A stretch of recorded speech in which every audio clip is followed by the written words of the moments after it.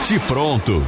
Chegamos, muito boa tarde, tá começando o Bate Pronto em todas as plataformas aqui pela Jovem Pan, você que nos acompanha em todo o Brasil pela rede Jovem Pan News, pelas ondas do rádio, pelo canal do YouTube Jovem Pan Esportes, vai deixando o seu like e a gente já deseja a você, né, uma feliz virada de ano, né, um feliz ano de 2025 para você, para sua família, tudo de bom, um ano assim abençoado de 2025 e com muito futebol aqui na Jovem Pan. Hoje um programa especial, hoje numa vibe assim retrospectiva, porque nós vamos falar dos principais acontecimentos da Libertadores 2024. Vamos falar da eliminação do Flamengo, que acarretou na demissão do técnico Tite. Nas eliminações dos paulistas, tanto Palmeiras como São Paulo caíram para o Botafogo na fase eliminatória da Libertadores da América e, é claro, do título do Fogão numa final brasileira contra o Atlético Mineiro no Estádio Monumental de Núñez, em Buenos Aires. Deu Botafogo, conquistou a América pela primeira vez. Aqui comigo nos estúdios da PAN, Mauro César, Fábio Piperno, Bruno Prado. Piperno, muito boa tarde para você, feliz 2025. A gente falando aqui do Botafogo, hein? Título inédito, título histórico, porque o Botafogo elimina o tricampeão Palmeiras nas oitavas de final, elimina o tricampeão São Paulo nas quartas de final, o pentacampeão Peñarol na semifinal e derrotou o Galo numa final brasileira. Quais os méritos da conquista do Botafogo na Libertadores, Piperno? Boa tarde. Boa tarde, Pedrinho. Um abraço aos colegas. Méritos totais. Botafogo foi o melhor time da América do Sul nessa temporada e, curiosamente, né, o Botafogo consegue chegar aí, talvez, ao seu melhor momento histórico enquanto clube, exatamente no ano em que morreu um grande botafoguense, um dos maiores da história, Zagallo, né, jogador e técnico importantíssimo na história do Fogão. E o Botafogo, que já vinha mostrando muita força em 2023, quando deixou escapar o título brasileiro lá naquelas rodadas, naquelas incríveis rodadas finais, uma, enfim, amarelada notável também. Em 2024 não. Ele fez uma Libertadores de muita reação, porque o Botafogo começa mal. Perde nas duas primeiras rodadas, era um grupo fácil no qual ele correu sério risco de não passar. Depois disso, avançou e quando chegou no mata-mata ele fez tudo isso aí que você acabou descrevendo e ganhando a final contra o Atlético Mineiro daquela forma também incrível, né? Única, né? De jogar praticamente o tempo todo com um homem a menos e conseguindo ser melhor que o Atlético Mineiro na maior parte do tempo. Méritos muito grandes para esse falastrão que é o Textor. Ele falou demais. Eu acho que ele, no começo do ano principalmente, ele foi uma figura execrável por todas as barbaridades e suspeitas infundadas que ele acabou lançando, e parece que não se fala mais disso, parece que todo mundo esqueceu disso. Mas a verdade é que ele também ele executa um trabalho no Botafogo, no qual ele tem muitos méritos, né? Especialmente na montagem das áreas de suporte. E nisso o Botafogo foi muito bem. O Botafogo conseguiu repatriar jogadores. Já desde 2023 estavam esquecidos aqui. Jogadores, aliás, muitos deles até de pouco status, como o Júnior Santos, né? O Eduardo, que foram figuras, foram pilares daquele bom time de 23 e que agora se mantém no elenco. Depois disso, é bem verdade que ele gastou demais, muito acima dos padrões do futebol, do que é regra aqui para os padrões do futebol brasileiro, mas a verdade também é que ele foi competente no momento de investir essa dinheirama toda. Tem muita gente que gasta dinheiro adoidado aí e só aumenta a dívida e não consegue montar times fortes. Botafogo não.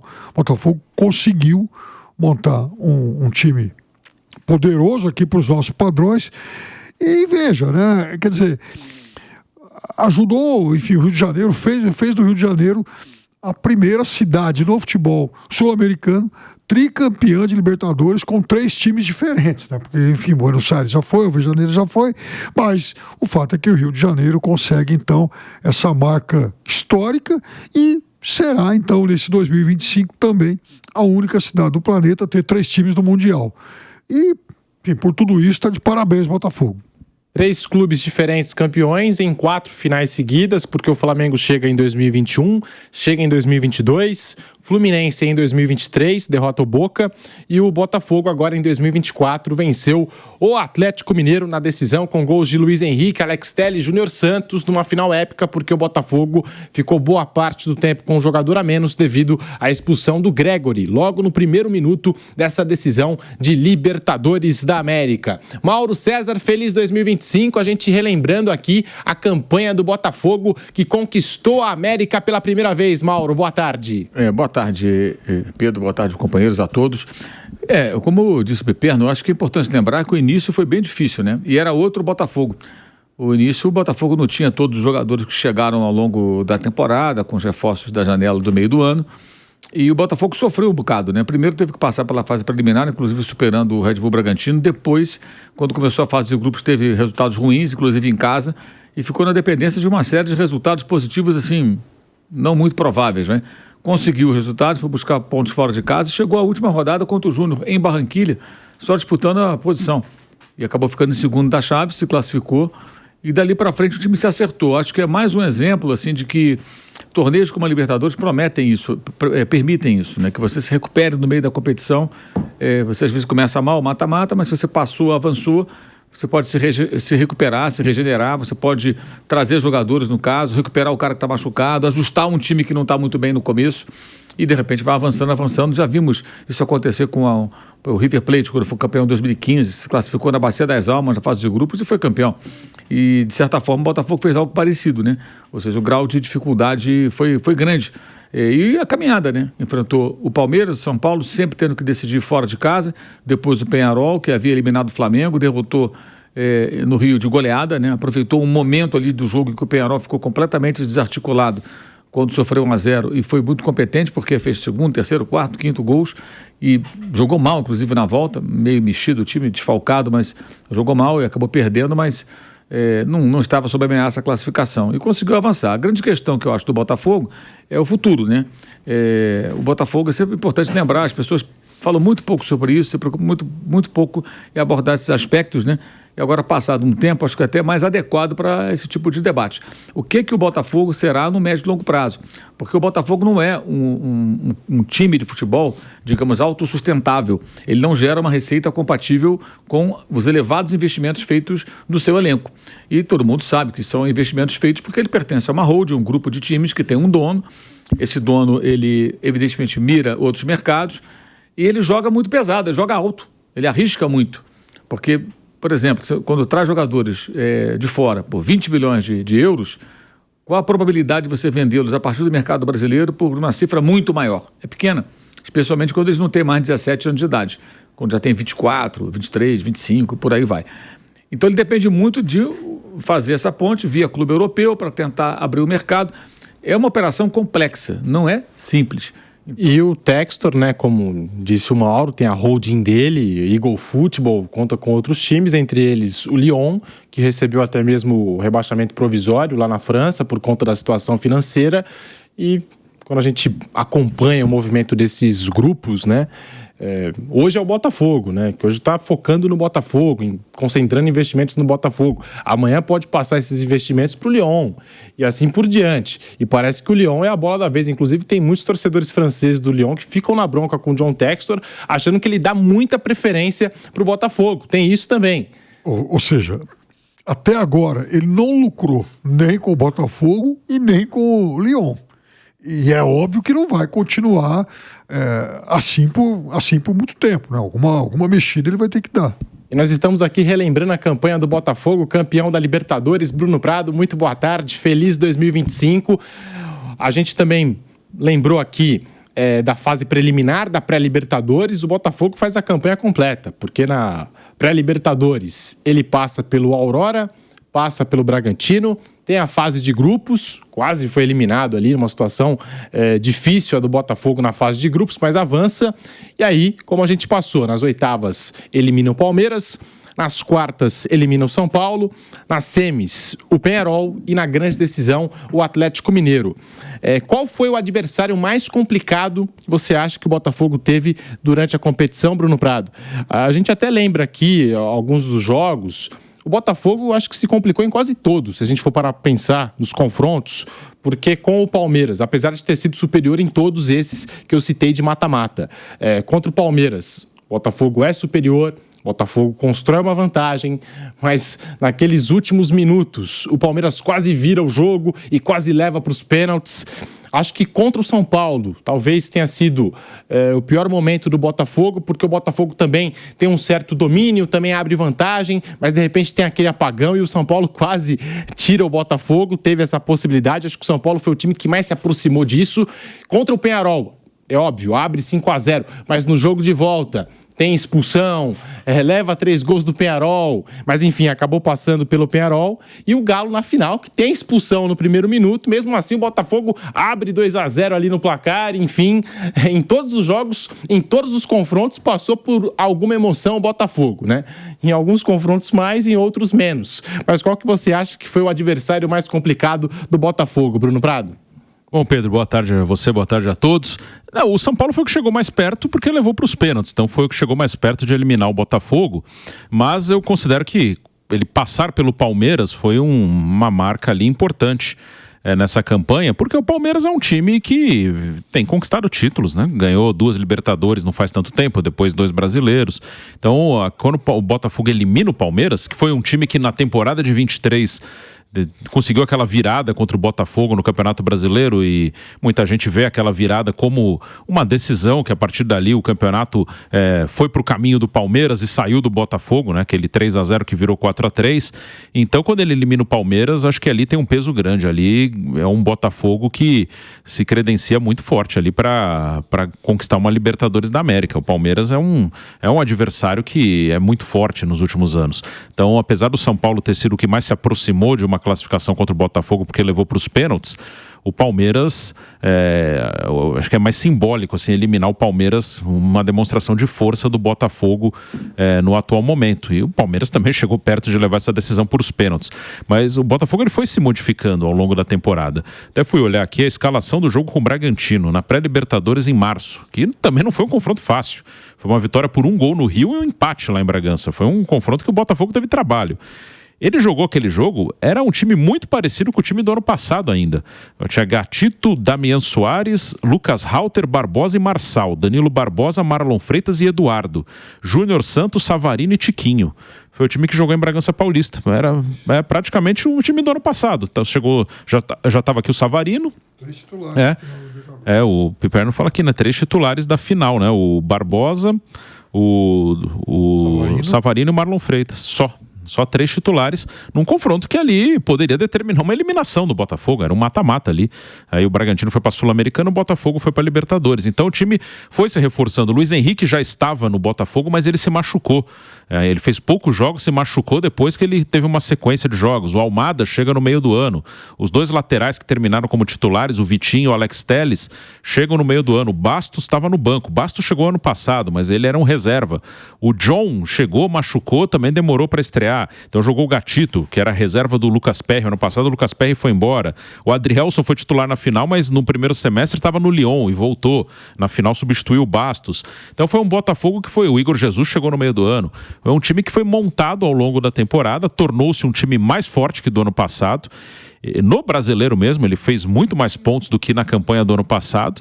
Então é um Botafogo que foi se montando próprio. Nesse jogo com o Bragantino, o técnico era o Fábio Matias, não era o Arthur Jorge ainda, que era um interino, terminou o ano no Juventude, passou pelo Coritiba e terminou o ano no Juventude. Então foi um Botafogo que num torneio que durante a competição e atualmente a Libertadores dura o ano inteiro, ele foi se montando, foi ficando cada vez mais forte e terminou muito bem a temporada.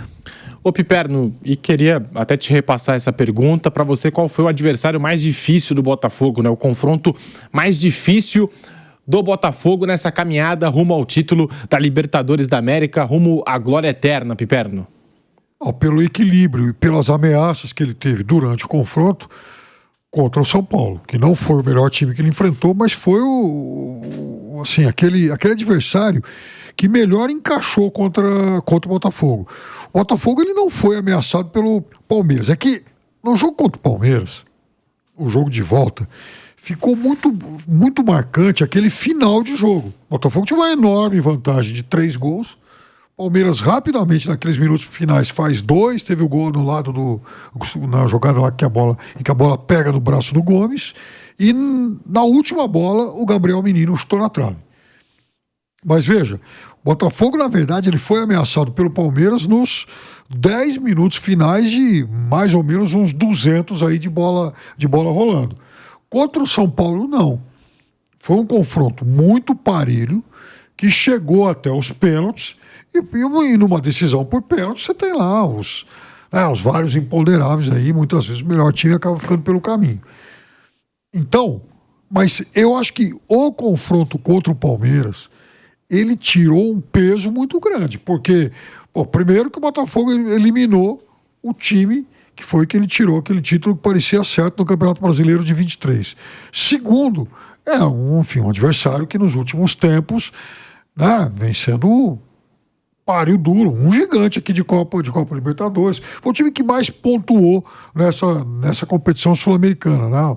Tinha recordes aí de invencibilidade, número de vitórias fora, enfim, aquelas estatísticas todas aí que o torcedor adora. E o Botafogo conseguiu passar por isso.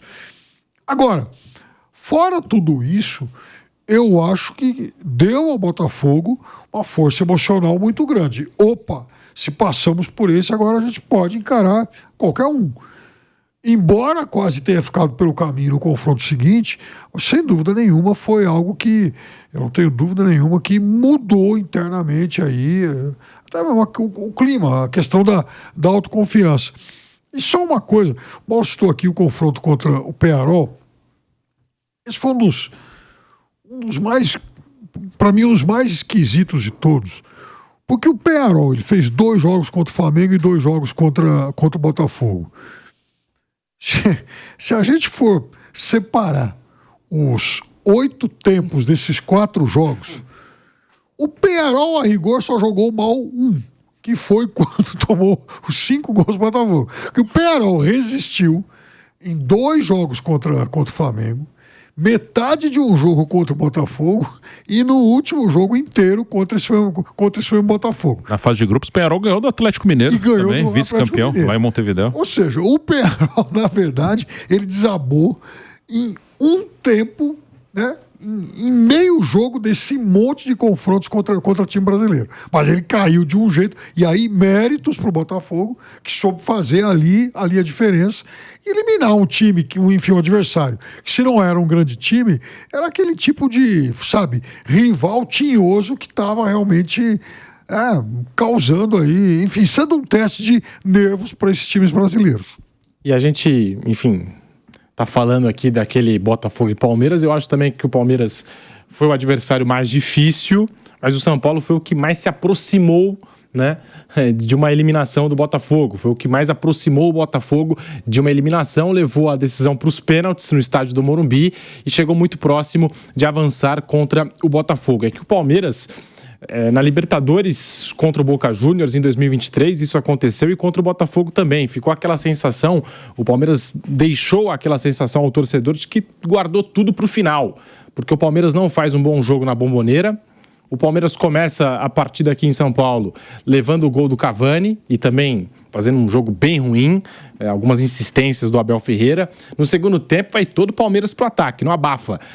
Entra Endrick, entra Kevin, o Rojo é expulso, enfim, e o Palmeiras vai crescendo na partida. Piquerez faz um gol ali do meio da rua e empolga, e o estádio vem junto, mas o Palmeiras, no final das contas, acaba sendo eliminado por aquele Boca Juniors com a sensação de que poderia ter feito muito mais, né, nos outros minutos da decisão.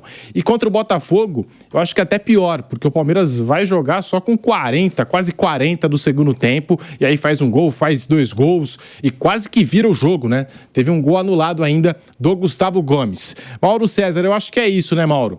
O Palmeiras talvez o mais difícil, e o São Paulo foi o time que quase eliminou o Botafogo nessa jornada aí do Fogão rumo ao título, Mauro. O São Paulo, assim... No microfone. São Paulo, no confronto com o Botafogo, assim, foi bem curioso, que o primeiro tempo no Rio foi um desastre a atuação do São Paulo. Estou acuado, parecia um time pequeno. Mas sustentou ali o empate ao final do jogo. O segundo tempo teve até uma chance ou outra, mas foi totalmente dominado. Isso se inverte, especialmente no segundo tempo do Morumbi. o São Paulo perde pênalti, depois o Caleri, já na segunda etapa, perde um gol debaixo da trave e aí vai para os pênaltis e o Botafogo se classifica. O Botafogo, no segundo tempo, que estava querendo levar o jogo para os pênaltis. Então o São Paulo teve um desempenho até bem satisfatório, se você observar, inclusive, a diferença dos elencos. Os investimentos do Botafogo eram muito mais altos, né, na temporada 24, mas acabou perdendo de uma maneira até dramática, né? Poderia ter conseguido um sucesso, jogou bastante para isso no jogo em casa, no Morumbi, e foram momentos ali que o Botafogo despertava uma certa dúvida, né? Porque além de fraquejar no ano anterior, perdendo o Brasileiro como perdeu, ele quase complica o jogo com o Palmeiras quando a vaga estava nas mãos e com toda a superioridade que teve sobre o São Paulo no Rio, não soube fazer uma grande vantagem e quase perdeu a vaga no Morumbi.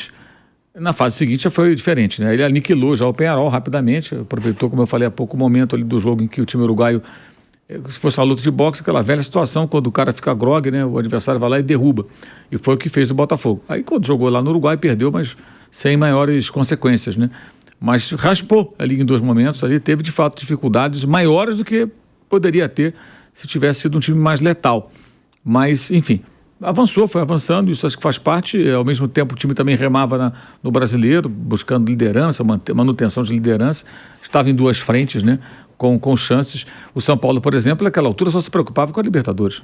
No Brasileiro, a meta do São Paulo era ficar não muito distante da zona de classificação da Libertadores 2025, para, no caso de eliminação das 2 Copas, ter a possibilidade de avançar. Como conseguiu a vaga, né, ao final? Muito tem em função do título do Botafogo, que foi o que decretou a classificação do São Paulo para a Libertadores do ano de 2025. A campanha do Botafogo nesta Libertadores: 17 jogos, 8 vitórias, 6 empates, 3 derrotas, 31 gols marcados, 17 sofridos, 58% de aproveitamento. A campanha do Botafogo nesse título de 2024. E Botafogo e Atlético Mineiro marcou a 6ª final de Libertadores decidida entre equipes brasileiras. Lá em 2005 teve São Paulo e Atlético Paranaense. Em 2006, Internacional e São Paulo. Aí depois a Conmebol, enfim, instituiu aquela regra, não pode final com 2 representantes do mesmo país. A gente ficou um tempinho aí sem finais brasileiras, né? Aí a gente teve também aquele Boca e River, que acabou marcando ali a Argentina contra a Argentina, e depois final brasileira, Palmeiras e Santos em 2020, Palmeiras e Flamengo em 2021, Flamengo e Atlético Paranaense em 2022, Botafogo e Atlético Mineiro em 2024. Mais uma final brasileira, 7 títulos brasileiros na Libertadores nos últimos 9 anos.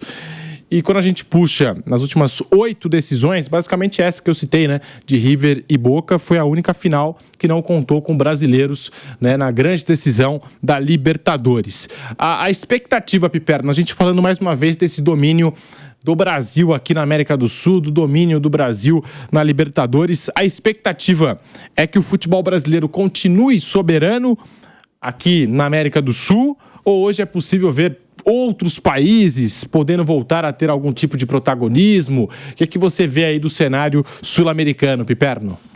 São 9 finalistas nos últimos 5 anos, 9 de 10.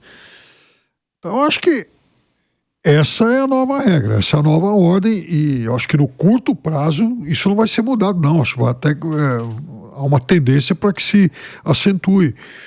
A economia do Brasil é cada vez maior do que a economia dos países vizinhos. Esse ano, enfim, o Brasil mais uma vez cresce, a Argentina mais uma vez vai ter crescimento negativo, tá? Isso se reflete também no futebol. É muito difícil para algum outro país aqui da vizinhança, de alguma forma, tentar compensar isso. Acho que nos últimos anos houve, não nesse aqui, de 24, mas houve uma evolução, por exemplo, do futebol do Equador. Teve alguns times aí chegando, inclusive em 17, depois também em 22, né? 21, 20, o Barcelona. 21, as 2 vezes o Barcelona chegando à semifinal. Ganharam o Sul-Americano. Ganharam a Sul-Americana, LDU ganhou com o Del Valle foi vice em 16 e tal. Mas ainda assim, muito longe de quebrar essa hegemonia recente aqui do futebol brasileiro. A diferença entre títulos, de títulos entre argentinos e brasileiros era imensa em favor do futebol, enfim, do futebol argentino, agora é de um só. E eu acho que isso vai acabar até o fim dessa década. O futebol brasileiro não só tira esse título, mas como vai abrir já uma margem considerável e a Argentina não pega mais, não.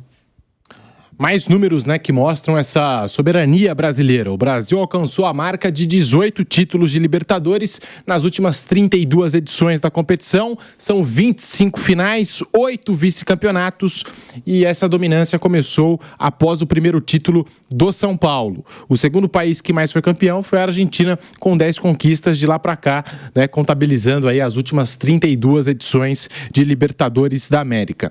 Nas 32 edições antes dessa sequência, antes do título do São Paulo, os brasileiros só haviam conquistado 5 títulos e só estiveram presentes em 9 dessas 32 oportunidades. 4 vice-campeonatos, né, em 9 dessas 32 oportunidades. O intervalo do título do Santos em 63 para o do próximo campeão brasileiro foi de 12 anos. O Cruzeiro, em 1976, viria para acabar com a sequência. Bruno Prado, a gente falando aqui desse domínio brasileiro na Libertadores da América. Bruno. E a tendência é que continue, sim, é uma questão financeira e o dinheiro é muito importante no futebol. Claro que não é uma coisa exata. O Boca chegou na final em 2023, poderia ter vencido, né? Levou para a prorrogação. Pode acontecer de alguém chegar, mas assim, é uma exceção, né? O normal é que cheguem brasileiros mesmo pela grana, pelo dinheiro. Acho que a pandemia também acelerou um pouco mais isso aí, além da questão financeira dos países. E claro, uma coisa ligada à outra, né? Quem tinha mais problemas sofreu mais na pandemia. Então o Brasil hoje ele é bem dominante. Também acho que tem um fator interno do futebol brasileiro que Palmeiras e Flamengo puxaram.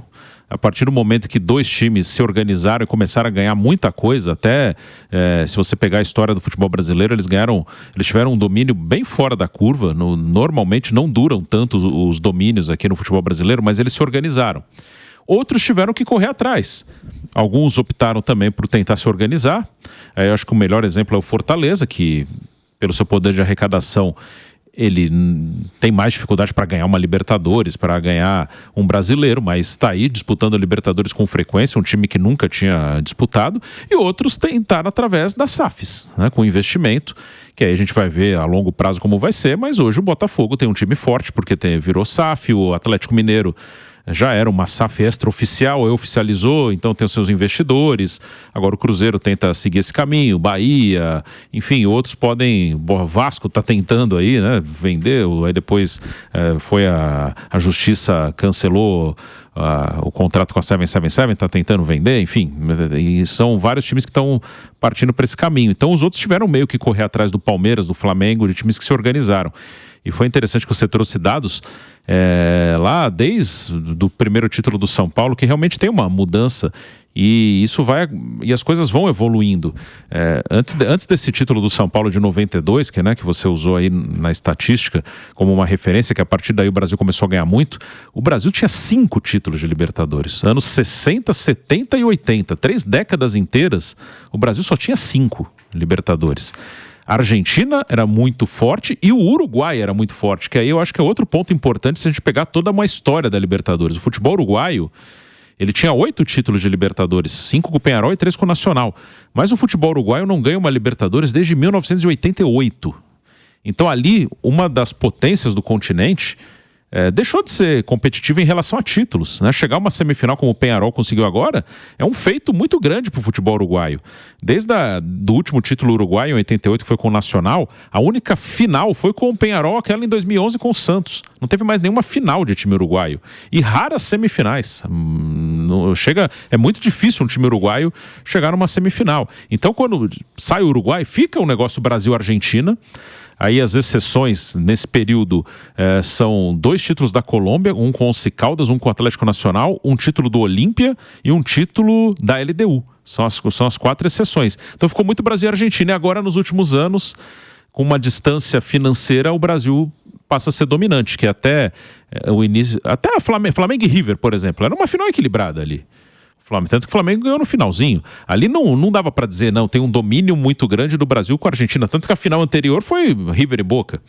Então, em 2020, eu diria que isso começa a virar no campo. Fora de campo já começou um processo antes, mas acho que começa a ficar claro no campo na semifinal de 2020.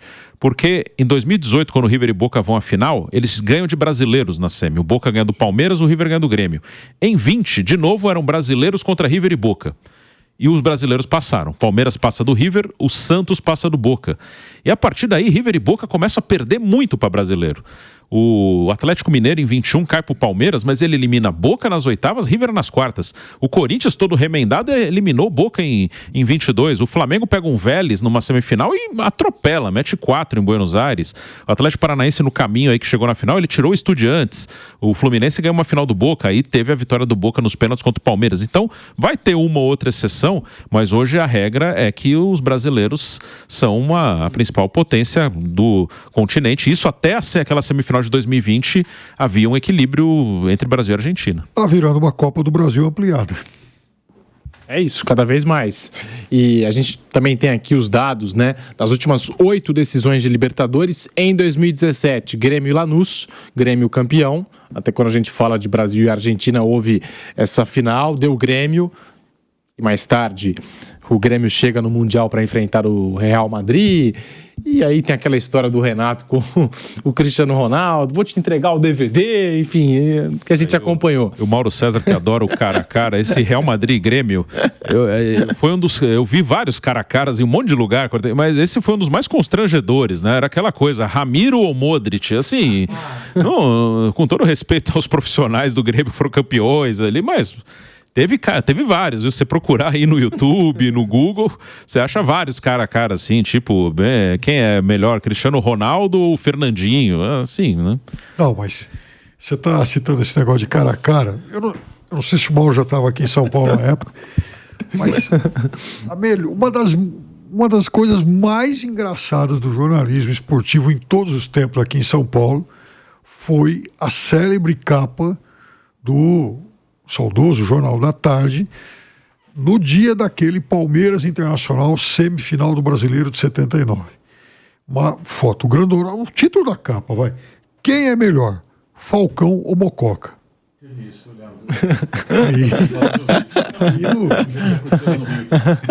no dia seguinte o título era Falcão, é claro, porque o Inter ganhou do Palmeiras 3-2, mas enfim, Falcão ou Mococa. Tem aquela famosa também lá no Rio Grande do Sul, né?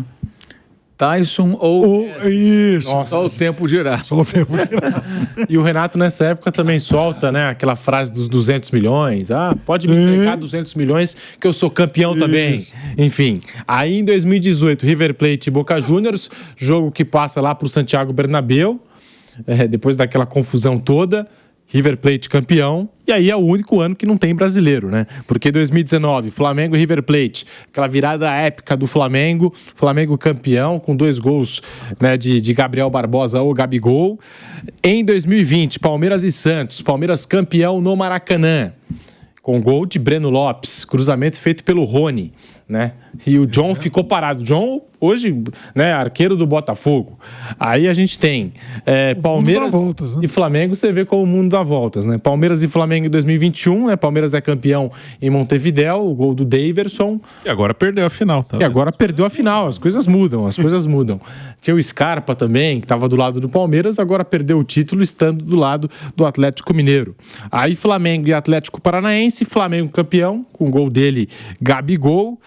Fluminense e Boca Juniors, Fluminense campeão num jogo que quase o Boca Juniors levou para os pênaltis, e o Boca Juniors basicamente levou todos os jogos, né, todos os confrontos para as penalidades, e chegou na decisão sem vencer nenhum jogo, o Boca Juniors, mas foi passando e chegou na grande decisão, perdeu para o Fluminense na final, gol do Kennedy, John Kennedy.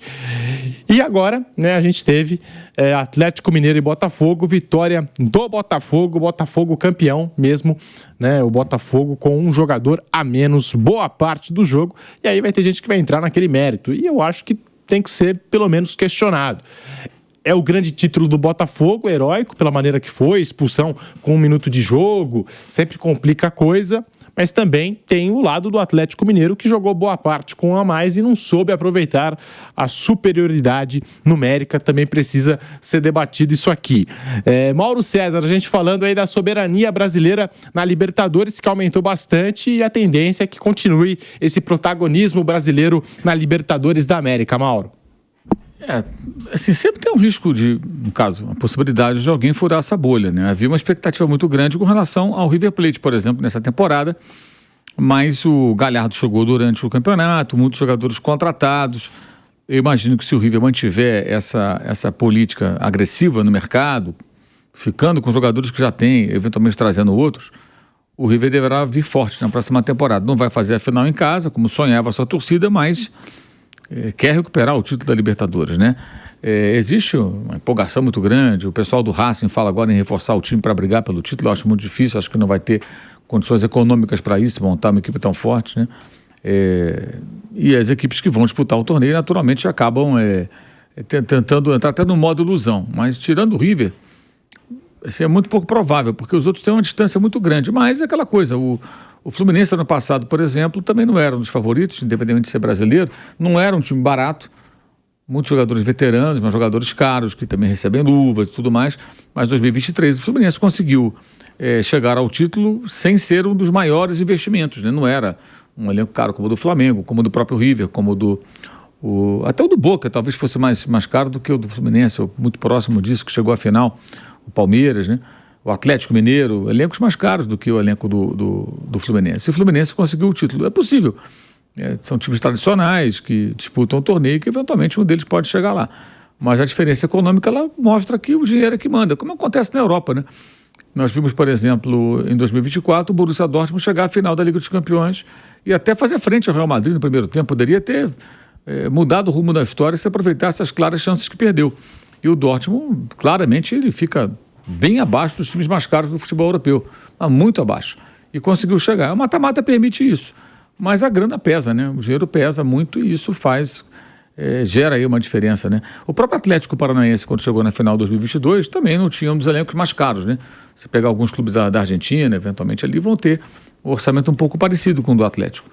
Então, a tendência é que os times do Brasil continuarem tendo muita chance, né? Talvez dominando o torneio, e alguém tentando furar essa bolha. Lembrando que de 19 para cá, o único finalista não brasileiro foi de fato o Boca, né? Em 2023. Bom, estamos aqui nesse bate-pronto especial Libertadores da América. Hoje, dia 31 de dezembro de 2024, a gente vai encerrando o ano e já desejando a você um excelente 2025, com muito futebol aqui pela Jovem Pan, muita Libertadores da América. 2025 teremos também a Copa do Mundo de Clubes, prometida pela FIFA. Enfim, você vai conferir tudo aqui no microfone da Jovem Pan, no Bate-Pronto, no Canelada, nas nossas transmissões. Você vai ser muito bem recebido aqui no Futebol Jovem Pan. Agora é hora de falarmos do Flamengo, a eliminação do Flamengo para o Peñarol nas quartas de final da Libertadores. Um dado extremamente negativo, né, que faz a gente recordar desta eliminação do Flamengo, é que o Mengão foi eliminado da Libertadores, pelo menos das últimas duas Libertadores, hein? Nas últimas duas Libertadores, sem conquistar uma vitória jogando fora de casa. Nesta edição de 2024, perdeu para o Palestino, para o Bolívar duas vezes, empatou com o Milionários e acabou empatando também com o Peñarol.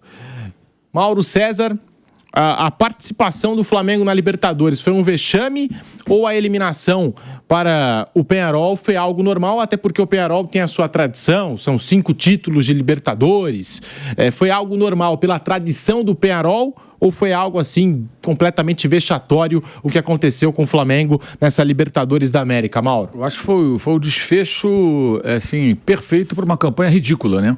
O Flamengo já começa a Libertadores jogando contra o Milionários lá em Bogotá, poupando jogadores para a final do Campeonato Carioca. Já tinha vencido bem o Nova Iguaçu no primeiro jogo.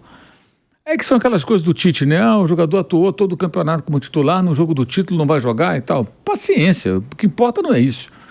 Foi mais ou menos nessa linha a decisão. Tinha que levar a força máxima para começar com uma vitória. Aí estava vencendo, tomou um empate, deixou 2 pontos pelo caminho contra o time mais fraco do grupo. Era fora de casa, mas estava na hora de começar vencendo fora de casa. Ainda mais depois do papelão ano passado, quando foi eliminado pelo Olímpia. E aí o Flamengo consegue perder para o Palestino. Perdeu 2 vezes contra o Bolívar. A gente sabe que é muito difícil jogar na altitude. Vimos lá ali jogadores no jogo do mata-mata, já nas oitavas, precisando de oxigênio e tal. Mas, gente, foram 2 jogos. O Flamengo não conseguiu empatar um dos 2 jogos.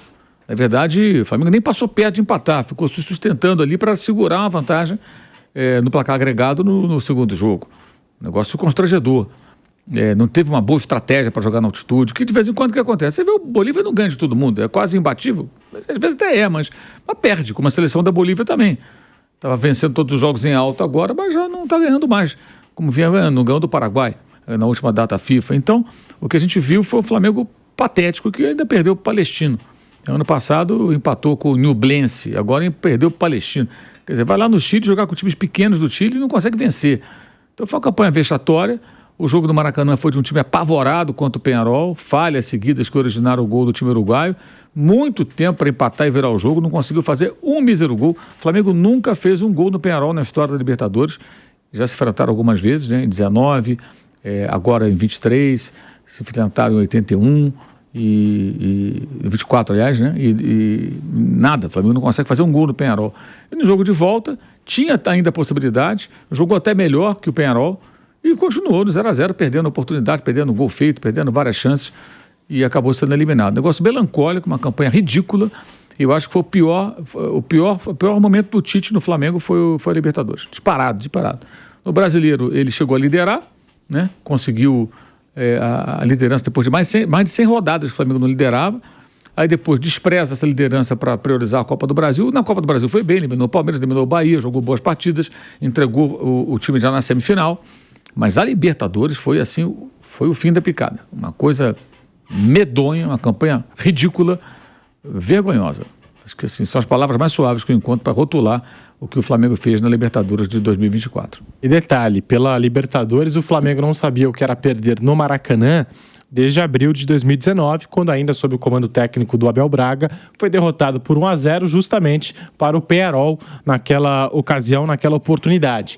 De lá até o jogo da volta, foram 25 partidas de invencibilidade, 22 vitórias e 3 empates, 92% de aproveitamento. Piperno, a gente relembrando aqui a eliminação do Flamengo, a campanha do Flamengo nessa Libertadores, que acarretou até mesmo a demissão do técnico Tite. Piperno.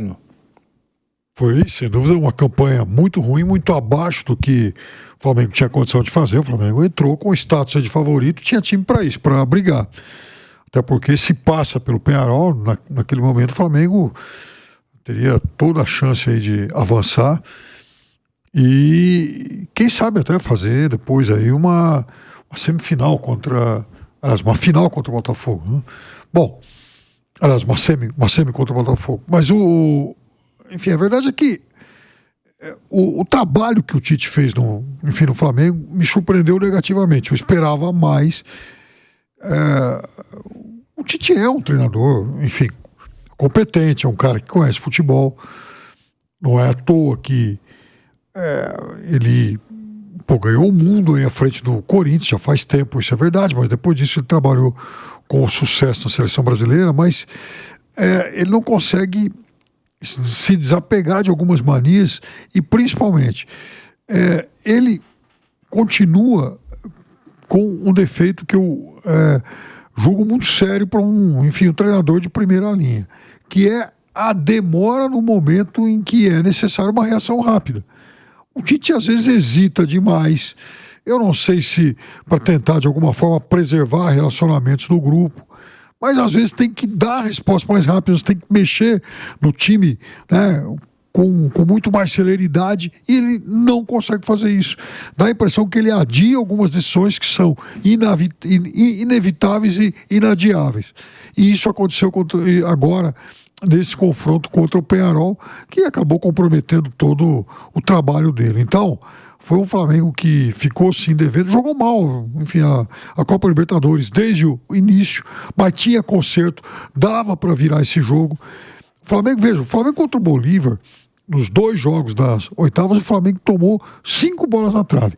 Tomou 2 no jogo que foi 2-0 lá no Maracanã, depois 3 naquele jogo em La Paz, no qual o Flamengo ficou o tempo todo aí se defendendo, tentando segurar um placar que estava perigoso demais, já tinha tomado 1-0 e mesmo assim não saía.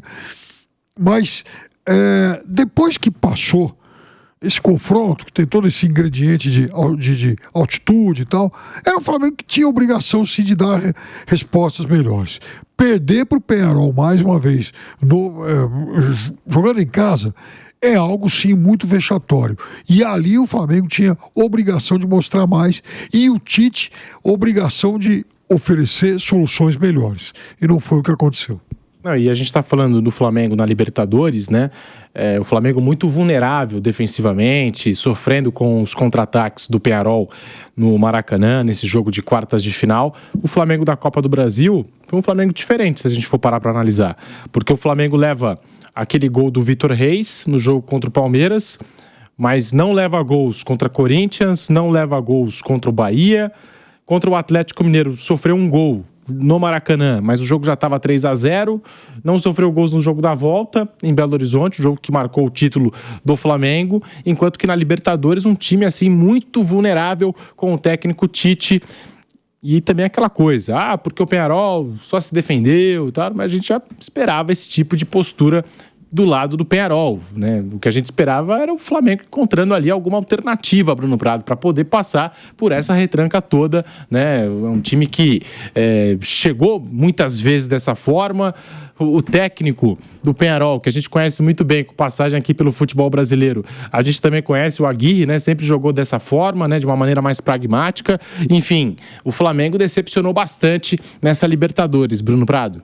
Foi ruim, sim, desde o início. A Libertadores do Flamengo, já na fase de grupos, já foi falado aqui da campanha do Flamengo, mas acho que tem algumas coisas no Flamengo que chamam a atenção, que elas têm se repetido, que normalmente fica naquela de se troca o técnico e resolve. E o trabalho do Tite foi abaixo do esperado, sim. Só que uma coisa que falam no Campeonato Brasileiro desse ano, se tivesse tirado o Tite e colocado o Felipe Luiz antes, seria campeão. Ano passado falavam também, se tivesse tirado o Sampaoli para trazer o Tite antes, né? Se tivesse tirado o Sampaoli quando o preparador físico agrediu o Pedro e o Tite tivesse chegado ali, seria campeão brasileiro, porque deu uma melhorada ali na reta final depois que chegou o Tite e ficou a 3 pontos do Palmeiras, que foi o campeão, né? Ficou uma diferença pequena. Então, todo ano as coisas estão se repetindo e a campanha do Flamengo na Libertadores desse ano foi ruim e a do ano passado também foi ruim. Então isso acho que tem que ter um alerta aí. O Flamengo na fase de grupos do ano passado, ele ficou em segundo também. Ele não ganhou nem do Alcas, nem no Blense fora de casa. Depois ele cai pro Olímpia nas oitavas, quando tinha 2-0 de vantagem, que fez 1 no Maracanã e fez 1-0 também no Paraguai. Tinha 2 gols de vantagem, tomou 3 do Olímpia. Então é o segundo ano seguido que o Flamengo faz uma Libertadores bem abaixo do que pode. O time realmente foi a pior competição do Flamengo na temporada. Das 4 competições que o Flamengo disputou, foi a pior. Ele conquistou 2 e a Libertadores foi pior que o brasileiro do time do Flamengo. Então é um time que tem um potencial enorme, tem dinheiro, tem bons jogadores e se vai entrar também na Libertadores 2025 como um dos grandes favoritos a vencer. Mas é a segunda Libertadores seguida que o Flamengo joga muito abaixo do que pode. Faz campanhas bem ruins desde a fase de grupos. E quando a gente fala de Flamengo e Peñarol, algo que aumentou, né, a contagem na partida de volta entre Peñarol e Flamengo, foi o período que o Flamengo não vence, né, em solo uruguaio, porque o rubro-negro não vence um jogo no Uruguai há quase 30 anos. A última vitória foi lá em 1995 e de lá para cá, 9 jogos, 7 derrotas, 2 empates, né? Então, assim, um retrospecto muito ruim do Flamengo quando joga no Uruguai. Perdeu um título de Libertadores para o Palmeiras também jogando lá em Uruguai no Centenário. Também teve isso no meio do caminho. Não enfrentou um adversário uruguaio, mas perdeu um título de Libertadores por lá. E aí, é claro que o Tite, depois dessa eliminação, né, foi uma das figuras mais criticadas, se não a figura mais criticada do lado do Flamengo, né? Também abre espaço aqui para a gente relembrar a cobertura da Jovem Pan, aquele canelada da eliminação do Flamengo, que a gente teve, né, o nosso pilhado, o Rodrigo Viga, lá da porta do Maracanã, e a fúria do torcedor que estava deixando o estádio, e a gente registrou ao vivo aqui na Jovem Pan. Alguns torcedores ali viraram memes, né? Viralizaram nas redes sociais, e muitos deles revoltados com o técnico Tite. Enfim, daquele jeito que vocês conhecem o nosso pilhado, né, o Thiago Asmar, né? Ficou ali 20, 30 minutos esbravejando contra o Tite aqui ao vivo, né? Foi um dos momentos, assim, que a gente teve nessa cobertura de Libertadores da América. O Tite, que realizou a sua estreia no Flamengo no dia 20 de novembro de 2023 e caiu no dia 30 de setembro. O Flamengo é eliminado da Libertadores para o Peñarol. O Tite só ficou até o jogo contra o Atlético pelo Campeonato Brasileiro e caiu logo em sequência. O Flamengo com Tite no estadual: 13 jogos, 11 vitórias, 2 empates, 28 gols marcados, nenhum sofrido, 89% de aproveitamento. Esse foi o início de temporada do Flamengo do Tite. Flamengo com o Tite sem ser em estadual. Aí já contabilizando, né, jogos de Brasileirão, Libertadores e Copa do Brasil. 53 jogos, 30 vitórias, 8 empates, 10 derrotas, 78 gols marcados, 47 sofridos, 60% de aproveitamento. Mauro, quando o Tite foi anunciado como técnico do Flamengo, a gente criou uma expectativa e, na época, acho que todos nós apontamos, né, o Flamengo contratou o melhor técnico disponível, o melhor brasileiro, né, o melhor técnico brasileiro à disposição no mercado. E a gente imaginava, né, com as peças que o Flamengo já tinha, com contratações que chegaram, que o Tite poderia fazer, assim, um bom trabalho à frente do Flamengo. Avaliação do trabalho do Tite e o que você acha que não deu certo na passagem do Tite pelo Flamengo? Eu acho que foi um trabalho razoável, né? Eu divido da seguinte maneira: as missões que ele teve desde que chegou ao Flamengo: uma, classificar para a Libertadores, classificou.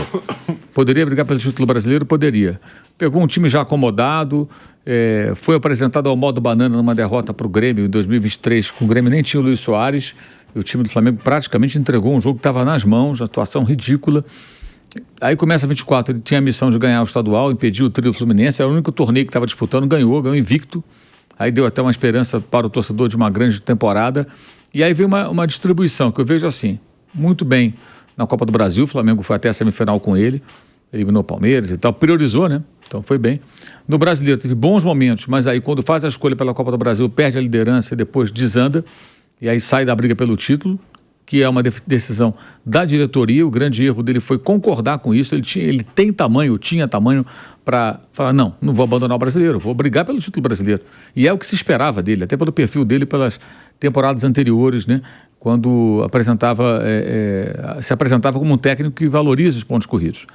E não, ele embarcou ali naquilo que os chefes dele queriam. E no Libertadores foi péssimo. Então acho que foi razoável para o Flamengo não dá. Tem que ser mais que razoável, não basta ser razoável. Quando saiu, de fato, não tinha mais nenhum clima para ele continuar. E o trabalho do Felipe Luiz no começo, depois de alguns jogos, ele mostrou algo que, assim, eu sempre vinha dizendo, e achava mesmo, que o Tite é o melhor técnico brasileiro. Por quê? Qual o melhor técnico que apareceu depois dele? Quem que foi melhor que o Tite depois que ele apareceu e chegou à seleção de 2016? Portugueses que vieram para cá. Diniz teve um momento, mas depois, assim, muito fugaz ali no Fluminense, depois da Libertadores e tudo, esse ano foi demitido, no Cruzeiro muito mal e tal. Então não teve nenhum. Então o melhor técnico brasileiro para mim era ele. O que não significa tanta coisa, num deserto de ideias, que a gente sempre fala. Muito fraco o nível dos técnicos aqui no Brasil e a dificuldade de renovação, né? De surgir gente nova. Não que não tenha, acho que tem, mas não aparece. Dificuldade de colocar um cara novo. Quando um clube grande coloca um cara novo, lima rapidamente. Tipo São Paulo com o Carpini. Contrata o Carpini. Queria o quê? Ele é isso, é um técnico jovem e tal. Ah, não deu certo, manda embora. E isso acontece direto, quando dão chance a um jovem. O Seabra no Cruzeiro, já foi limado, entrou o Diniz, piorou, né? Piorou e por aí vai. Não que todos os novos sejam bons, mas é difícil surgir gente nova, é um negócio complicado. Mas quando o Felipe Luiz entra e consegue fazer o time jogar melhor, com desfalques que o Tite não teve, como o Pedro. Ele não trabalhou com o Pedro, só teve o Luiz Araújo para valer no jogo do Criciúma, na penúltima rodada do Brasileiro, não teve o Cebolinha, não teve o Vinha, teve o Alexandre, que entrou no lugar, né? Aí compensou. Não teve De La Cruz por vários jogos, não teve o Arrascaeta em condições ideais, jogou já com a cirurgia marcada no joelho, a artroscopia que realizou. Então, o Tite teve um elenco mais inteiro nas mãos e o Felipe fez mais do que ele. Claramente, o time jogando melhor, manteve a mobilização do time, jogando sério até o final do campeonato e apresentando boas soluções e ganhando a Copa do Brasil. Eu acho que aí botou uma luz assim, cara, passamos a ter um comparativo, uma referência. Um técnico, tudo bem, por mais promissor que o Felipe Luiz seja, ele é um novato. O novato fez melhor que o Tite. A minha conclusão após isso tudo o Tite, de fato, ele está em 2016 ainda, 15, 16, que foi o seu auge aí como técnico de clube. Não é muito diferente do que ele fazia na seleção, as ideias. Eu acho até que o Tite, eu já falei isso outras vezes, eu acho que o Tite, ele tinha que fazer dessa vez uma repaginada. Não é só um ano sabático. A imagem dele está desgastada, a seleção desgastou a imagem dele, ele se desgastou na seleção. Seleção brasileira é super exposição do técnico. Eu me lembro que na Copa de 2014, até a mulher do Felipão fazia comercial no supermercado do jornal, você lembra? Tinha a página inteira com as promoções lá, e a mulher dele, não lembro o nome da senhora lá, mostrando os preços, quer dizer, é uma super exposição do treinador. E isso é muito antigo, porque eram as feras do Saldanha, né, os craques do Zagallo, bota a ponta Telê com o Jô Soares, o técnico está sempre no olho do furacão, para o bem e para o mal.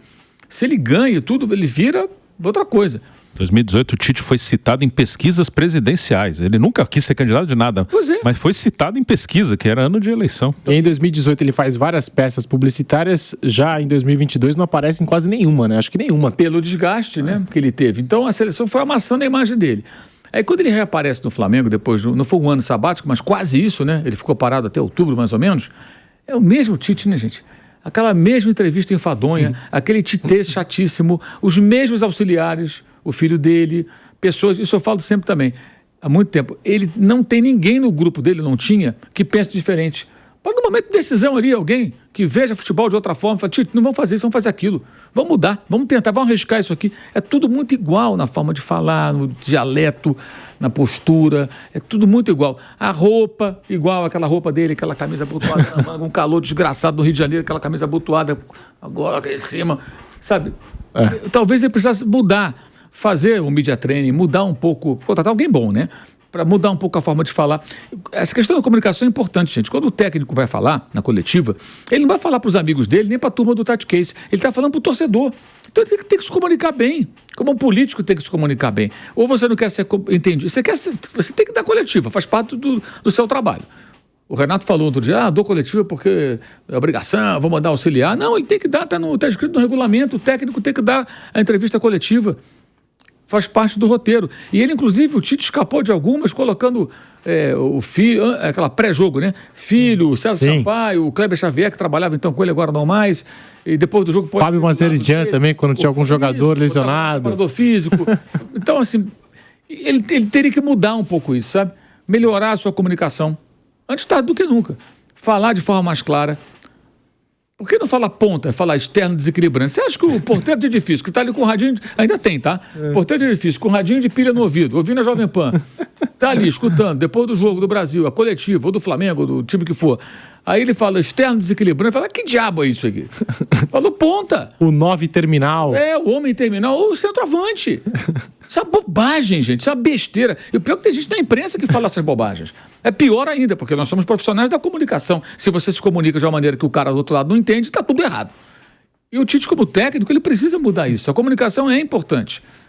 Até para a imagem dele. A maneira de vestir, contrata lá um personal style, muda essa roupagem, tá no Rio de Janeiro, calor danado, bota a camisa polo, sabe?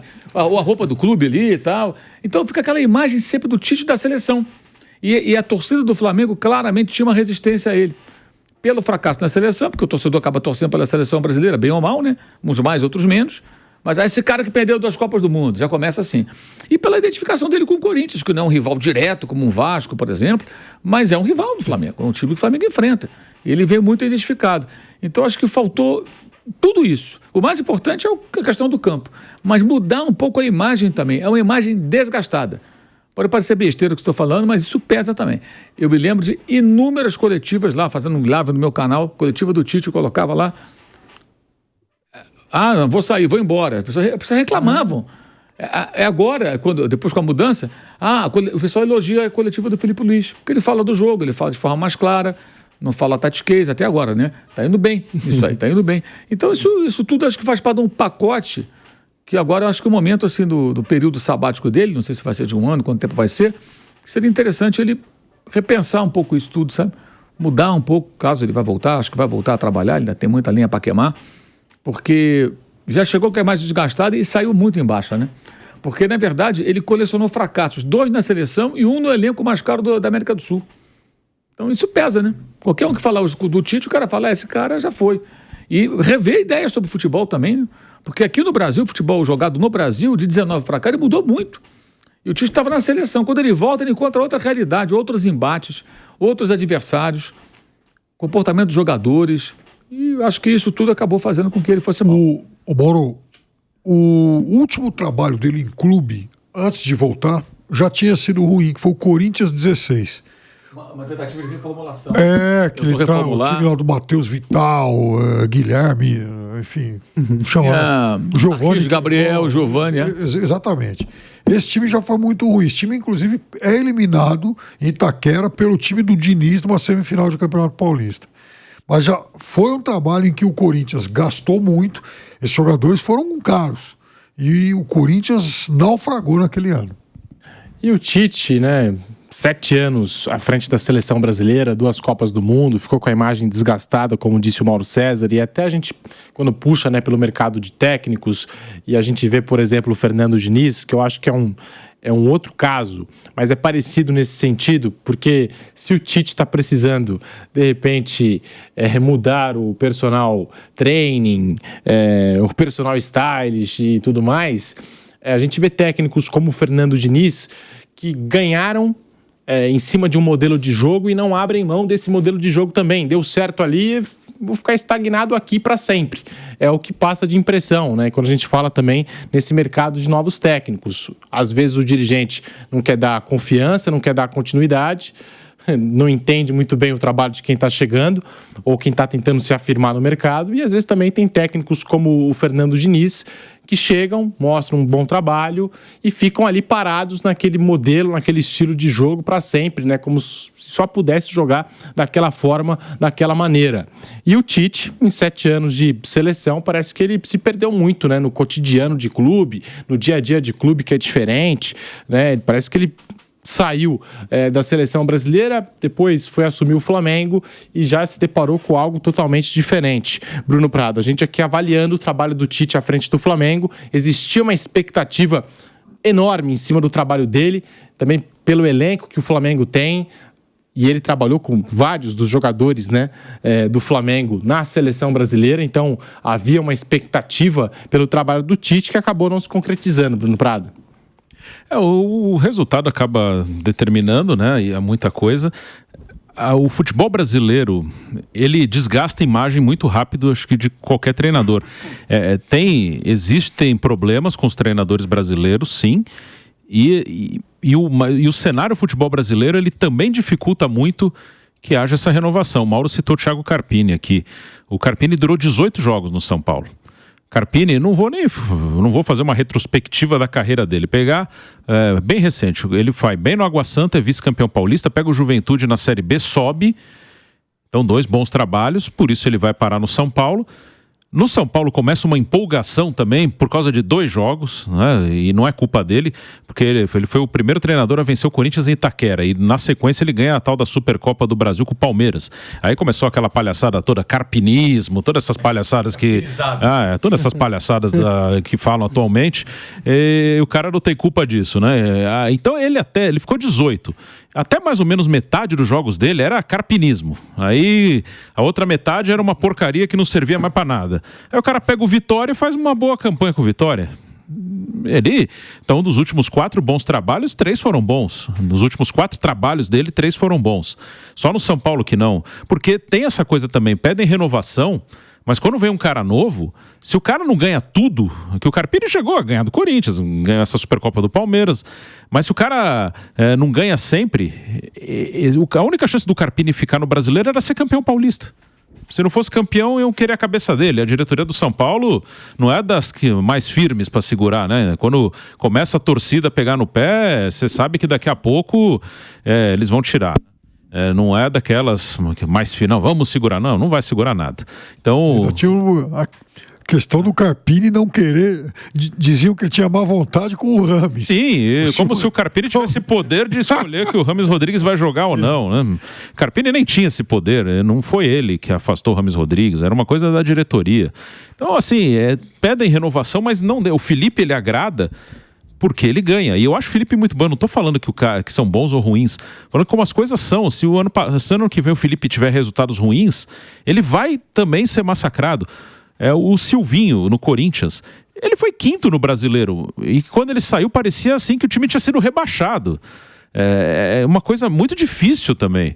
O André Jardine no São Paulo, o cara ganhou tudo na base. Aí também, o São Paulo prepara um treinador, não prepara nada, né? Está preparando um treinador como o Muricy foi preparado na época do Tele, isso aí nunca aconteceu. Assim, não digo o Muricy com o Tele lá atrás, mas com o Jardine isso nunca aconteceu. Tanto que o cara, ele subiu porque era quem estava lá e na primeira eliminação pro Tajeres do Vojvoda na pré-Libertadores mandaram o cara embora. Ele não tinha nem 10 jogos efetivado, aí foi campeão olímpico com a seleção, foi trabalhar lá no México. Então, assim, é difícil aqui. Aqui não é fácil. Acho que tem o lado do técnico que, sim, os técnicos brasileiros estão devendo.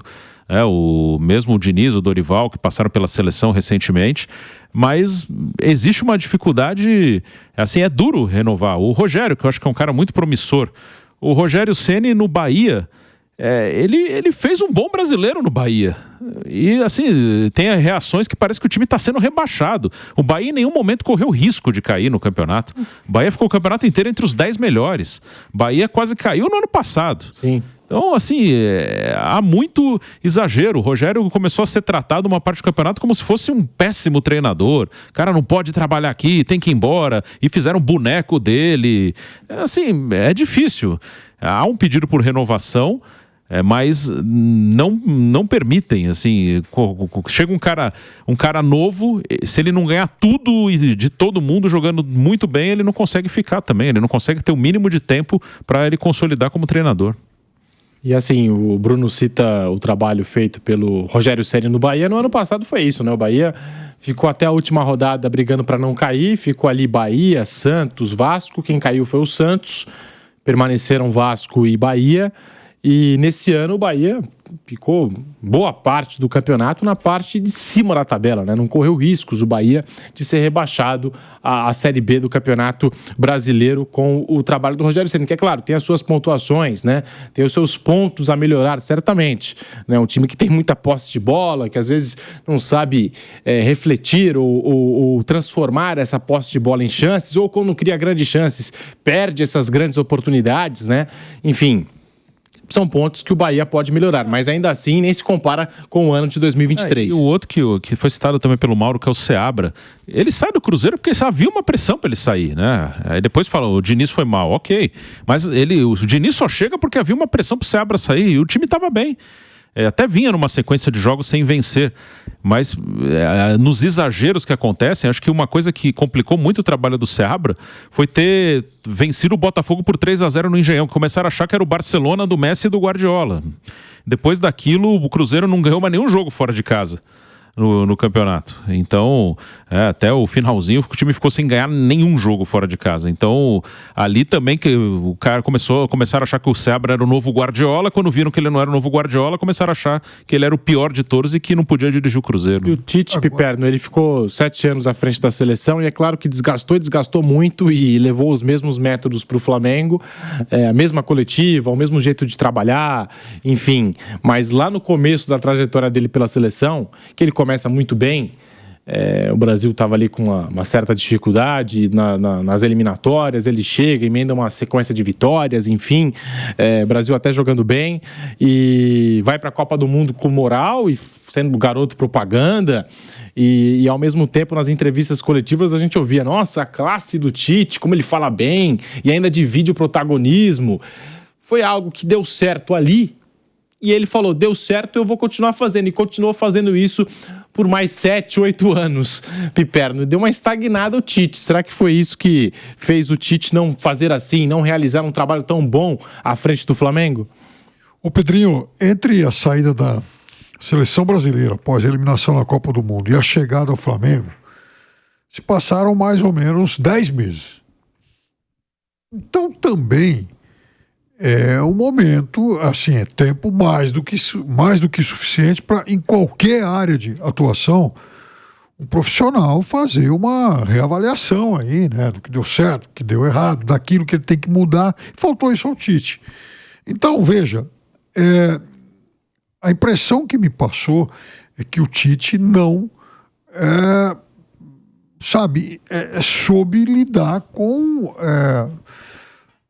alternativas para sair da estagnação, que um período tão longo às vezes impõe e às vezes acaba submetendo o profissional, né? Então ele ficou trabalhando muito tempo naquele ambiente, então era o momento de sair e quando saiu era o momento de parar, olhar para o mercado e falar, bom, o que eu vou ter que fazer agora para mudar, né? Como é que eu vou me reeducar para fazer a minha reinserção nesse mercado que ficou claramente diferente.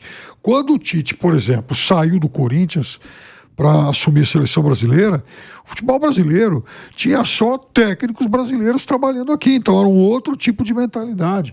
Quando o Tite volta, o contexto já era outro, era um ambiente em que quase metade, ou em algum momento metade, dos técnicos que trabalhavam nos clubes de Série A eram técnicos estrangeiros. Então alguma coisa havia mudado. Então faltou essa reciclagem. E veja, isso não foi só para o Tite e não vale só para técnicos veteranos.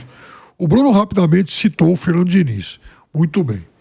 O Fernando Diniz, ele faz uma temporada 24 em que o Fernando Diniz ele deixou o Campeonato Brasileiro com campanhas de rebaixamento no Fluminense e Cruzeiro. 2 times e 2 elencos com perfis diferentes. Então, veja, quem é que errou nisso? Foram esses dois clubes ou foi o Fernando Diniz que não soube se readaptar, se reinventar nesses últimos anos?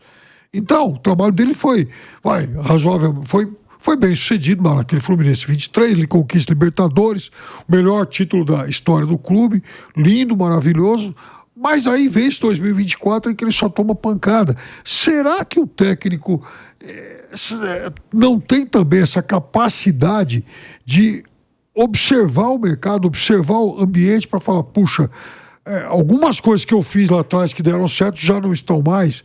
Onde é que eu tenho que dar uma recalibrada, né? Como é que tem que ser a minha reciclagem? Então também cabe ao profissional. É óbvio que o profissional técnico de futebol muitas vezes ele é injustamente massacrado por todo o ecossistema, e aí eu estou falando de torcedor, dirigente e mesmo crítica e tal. Então, muitas vezes o tsunami de críticas ele é endereçado até de uma forma um pouco injusta, mas há momentos em que o treinador tem que ter essa responsabilidade e se impor também essa obrigação de reavaliar melhor aquilo que ele está fazendo. Então, faltou ao Tite e também faltou ao Fernando Diniz, 2 técnicos que pensam o futebol de formas distintas e que eu acho que de alguma forma eles se encontram, eles talvez tenham cometido o mesmo pecado em 2024, o pecado de reavaliar mal o ambiente em que eles frequentam. E falando em entrevista coletiva, em reavaliar o trabalho, nós temos aqui a palavra do técnico Tite antes da eliminação para o Peñarol, onde ele promete que, eu vou fazer um gol no Peñarol, o Flamengo vai fazer um gol no Peñarol jogando lá. O Tite fala e você acompanha aqui no Bate-Pronto da Jovem Pan. Chegar lá e fazer. Naquilo que foi um jogo de efetividade hoje, com 2 minutos, 3, faz o gol. E tu trabalha em cima do resultado também.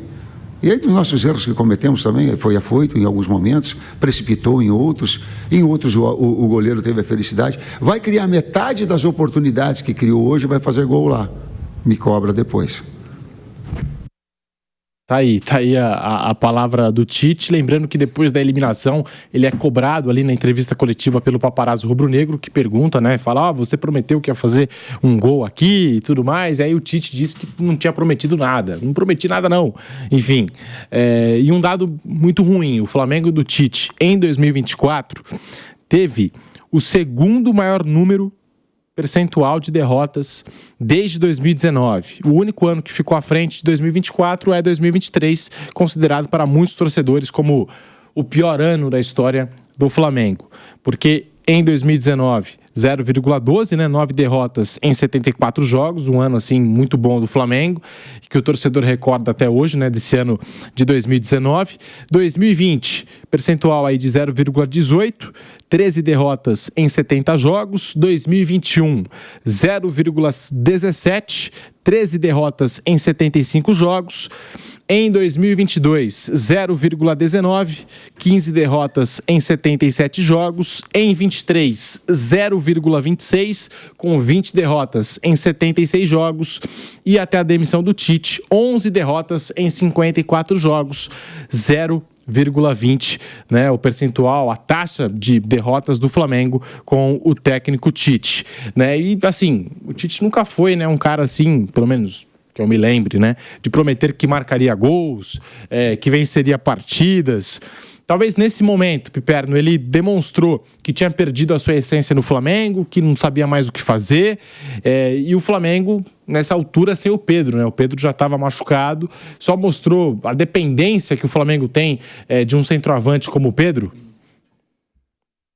Claro que o Pedro faz falta para qualquer time do futebol sul-americano, isso é algo indiscutível, mas espera lá, o elenco oferecia boas soluções para ele buscar alternativas, como aliás o Felipe Luiz encontrou. Então eu insisto, Pedrinho, nisso, quer dizer, faltou ao Tite autocrítica, mas não é nem uma autocrítica que ele tem que, para qual ele tem que dar publicidade, falar para todo mundo, olha, eu estou pensando futebol errado, eu errei, né?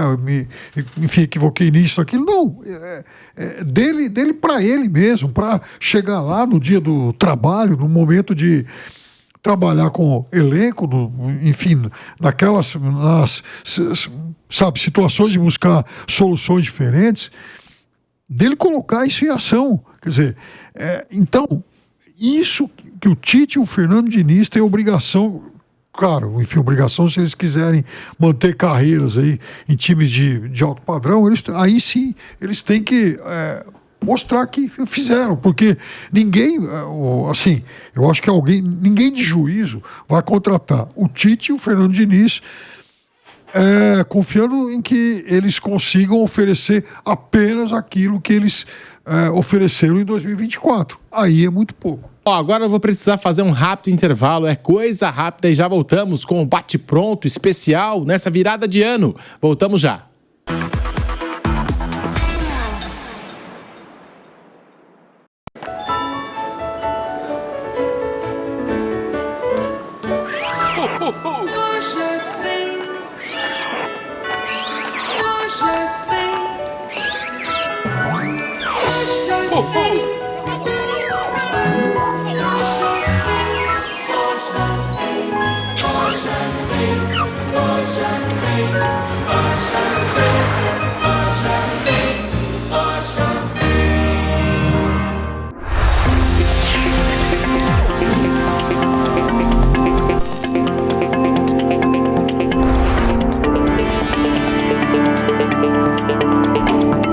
Jovem Pan News, jornalismo independente. O que se conquista em 3 anos? 3 anos podem ser o começo de uma nova era. E na Jovem Pan News foram 3 anos de jornalismo 24 horas, sem parar, sem descansar, construindo um legado de credibilidade. A qualidade do nosso conteúdo não se faz em um dia, mas a cada instante. Noticiamos guerras, desastres naturais, eleições acirradas, disputas importantes. 3 anos nos levaram do rádio ao digital e à TV. Com notícias que não apenas informam, mas provocam reflexão. Conquistamos a confiança de milhões e juntos levantamos o debate. A cada dia nos tornamos mais fortes e mais conectados. 3 anos de suor, paixão e compromisso. Há 3 anos com histórias que nunca param. Rimos, vivemos bem. Trazemos a informação para a roda e entrevistas à mesa. Narramos, comentamos e vivemos cada emoção. As notícias do mundo acontecem e a informação não para. E a melhor parte, você está nessa história. Porque há 3 anos nós somos Jovem Pan News. Agora!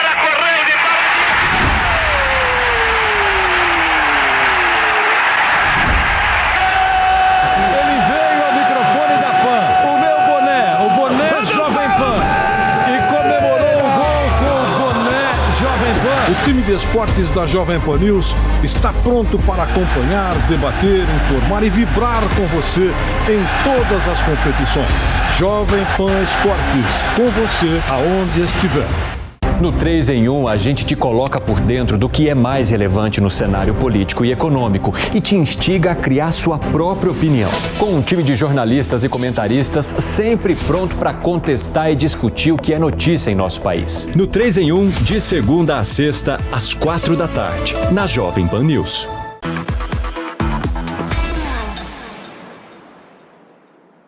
Estamos de volta com o Bate Pronto aqui pela Jovem Pan. Bate Pronto hoje especial Libertadores da América e você vem com a gente em todas as plataformas. O futebol de seleções prejudicou bastante o Flamengo, hein?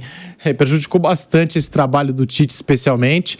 Lesão do Pedro, perdeu outros jogadores, né? Em treinos de seleção, mas o Pedro talvez tenha sido, né? A grande lesão, né? O jogador que o Flamengo mais sentiu falta, né? O Flamengo, enfim, com essa questão dos gols perdidos já faz tempo, né? Não é de hoje, nem com o Tite. Mas o Pedro fez muita falta no ano rubro-negro. E o pior é que se machucou treinando pela seleção brasileira, né? As datas FIFA, as seleções, é um problema mundial. É natural que qualquer time sentiria a falta do Pedro, né, no futebol sul-americano.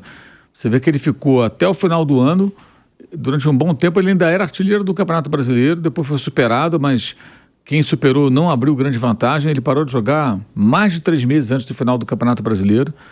O Yuri Alberto o alcançou como artilheiro da temporada já no finalzinho da temporada, faltando 2 jogos. Ele chegou a essa marca, a marca que o Pedro já tinha de gols no ano, né? Então isso deixa bem claro o peso do jogador, né? E vai voltar só na metade do ano, talvez em julho, entre maio e julho é a previsão. Então vai levar tempo ainda, né? E agora o problema não é assim, sentir a falta do Pedro, ok, qualquer time da América do Sul sentiria. Mas o Tite não teve alternativas, não conseguiu encontrar boas soluções. Esse é um ponto também que deixou um pouco a desejar. E depois o Felipe Luiz até conseguiu encontrar saídas e sem usar o Carlinhos e sem usar o Gabriel. Que ele usou no início, né? Depois o Gabriel virou reserva. Passou a não entrar mais no time, especialmente depois que ele tirou no intervalo do jogo contra o Atlético lá na final da Copa do Brasil. O time melhorou sem ele. Depois disso o Gabriel passou a ser uma opção. E ele encontrou soluções ali, usando o Plata, usando o Bruno Henrique como centroavante, movimentação dos jogadores, até o Michael aparecendo por dentro, fazendo gols ali, finalizando dentro da área, tudo isso mudou. Ele conseguiu dar uma dinâmica que o Tite não foi capaz. E até em coletivo o Tite chegou meio que a admitir a dependência com relação ao Pedro, que é muito grave, né? Um técnico, ele tem que pensar, bem, eu tenho um jogador importante, eu não vou ter outro centroavante como ele. Né? Porque não é seleção você convoca, e mesmo seleção, talvez naquela nacionalidade, né, entre os jogadores da nacionalidade daquela equipe que você comanda, você pode convocar, não tem outro tão bom, geralmente não tem um muito bom, dificilmente vai ter 2, 3, né? Então você tem que ter alternativas. Imagina aí no dia que esse cara não puder jogar, o que eu faço? Se ele se machucar, que não fosse uma contusão grave, vou ficar sem ele 1 mês, como é que eu me viro? E o Tite não soube fazê-lo. Isso aí foi outro ponto realmente muito negativo na sua passagem pelo clube. E teve isso, né, Bruno Prado? Essa disputa aí pela vaga, né, no time titular do Flamengo, a vaga deixada pelo Pedro. Teve essa disputa envolvendo Gabigol e Carlinhos. E o Tite, em muitos momentos, né? É claro, ele deu até algumas oportunidades para o Gabigol, mas em um momento crucial da temporada, priorizou o Carlinhos ao Gabigol, né? Teve até isso, essa disputa entre Gabigol e Carlinhos pela vaga deixada pelo Pedro, Bruno Prado. Mas aí foi uma narrativa mais de quem não gosta do Tite, né? O Tite só... o Carlinhos só jogou quando o Gabigol não estava. A única vez que o Carlinhos entrou antes do Gabigol num jogo foi contra o Vasco, e o Gabigol estava até voltando de uma lesão na coxa. Mas o desempenho do Gabigol não tem nada a ver com o Tite. O desempenho do Gabigol é culpa do Gabigol. Não é do Tite. Eles podem até não ser amigos, pode não ter uma confiança de um lado com o outro, mas não dá para jogar nas costas do treinador o desempenho de um jogador. Tanto que o Gabigol, ele termina o ano, assim, a campanha da Copa do Brasil com 2 gols na final, ok. Ele foi importante na final de mais uma competição, isso é uma marca do Gabigol no Flamengo, e mesmo em má fase ele consegue fazer 2 gols na final, isso não dá para tirar dele. Mas depois também com o Felipe ele perde espaço na reta final, também porque falou que já ia embora, então já é um jogador que o Flamengo não contava mais com ele. Mas o Gabigol perde espaço no Flamengo por culpa dele. Jogar isso pro treinador é querer tirar a sua própria responsabilidade. Tem vários casos no futebol brasileiro em que treinador e jogador não eram grandes amigos e os caras trabalharam e foram campeões juntos. Marcelinho e Luxemburgo no Corinthians, o Vampeta, que é nosso colega aqui, já contou várias histórias sobre isso, né? Ele falava o Vamp já falou no ar algumas vezes que o Luxemburgo fala, tá bom, mas vocês seguram ele. Eu vou colocar, a gente precisa dele, mas vocês tomam conta dele. Eu não quero mais saber. Luxemburgo com Edmundo, teve vários casos assim. Então, o Gabigol, que o desempenho dele abaixo é culpa dele, não é culpa do treinador. Aí é querer jogar a responsabilidade do jogador pro treinador. Estamos aqui com o Bate Pronto em todas as plataformas, né? Você que nos acompanha pelas ondas do rádio, também pelo canal do YouTube Jovem Pan Esportes, nesse dia 31 de dezembro, é o último dia do ano. Mais tarde, né, vai todo o pessoal lá, né, com a camisa branca, né, vai lá comemorar a virada do ano, a queima de fogos. Aqui na Paulista tem o Réveillon. Você gosta, né, Piperno? De repente a gente pode sair daqui, já ir direto pro Réveillon, pros shows aqui da Paulista, né, da virada que tem. Eu tenho outra expectativa, Pedrinho. Qual que é, Piperno? Não, tem outros eventos aí na cidade, né? Claro, a cidade fica repleta de eventos, né, nessa virada de ano. E é claro, a gente desejando a você, né, um excelente 2025. E 2025, você já sabe, futebol é aqui na Jovem Pan, com o Bate Pronto, com o Canelada e com muitas emoções, né? Vamos ter Libertadores, Copa do Brasil, os estaduais que foram, né, antecipados, assim como o Campeonato Brasileiro. Já no dia 15 de janeiro, nós vamos ter aqui as emoções dos estaduais, o Campeonato Paulista que está começando. Você confere tudo aqui na Jovem Pan.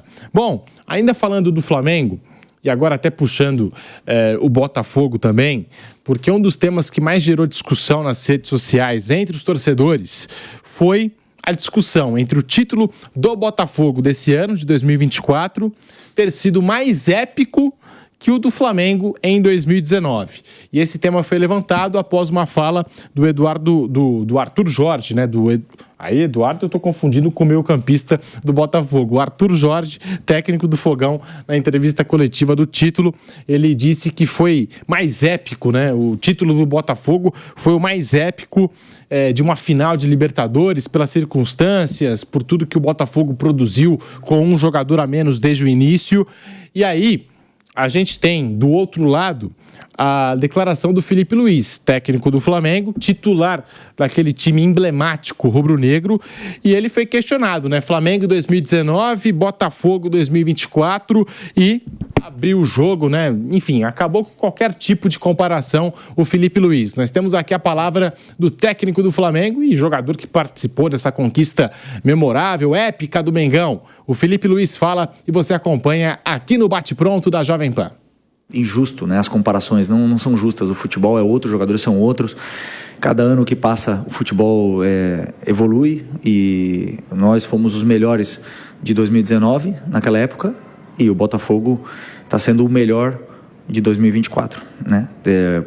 O Campeonato Brasileiro é o campeonato mais difícil e eles estão numa grande temporada, merecido.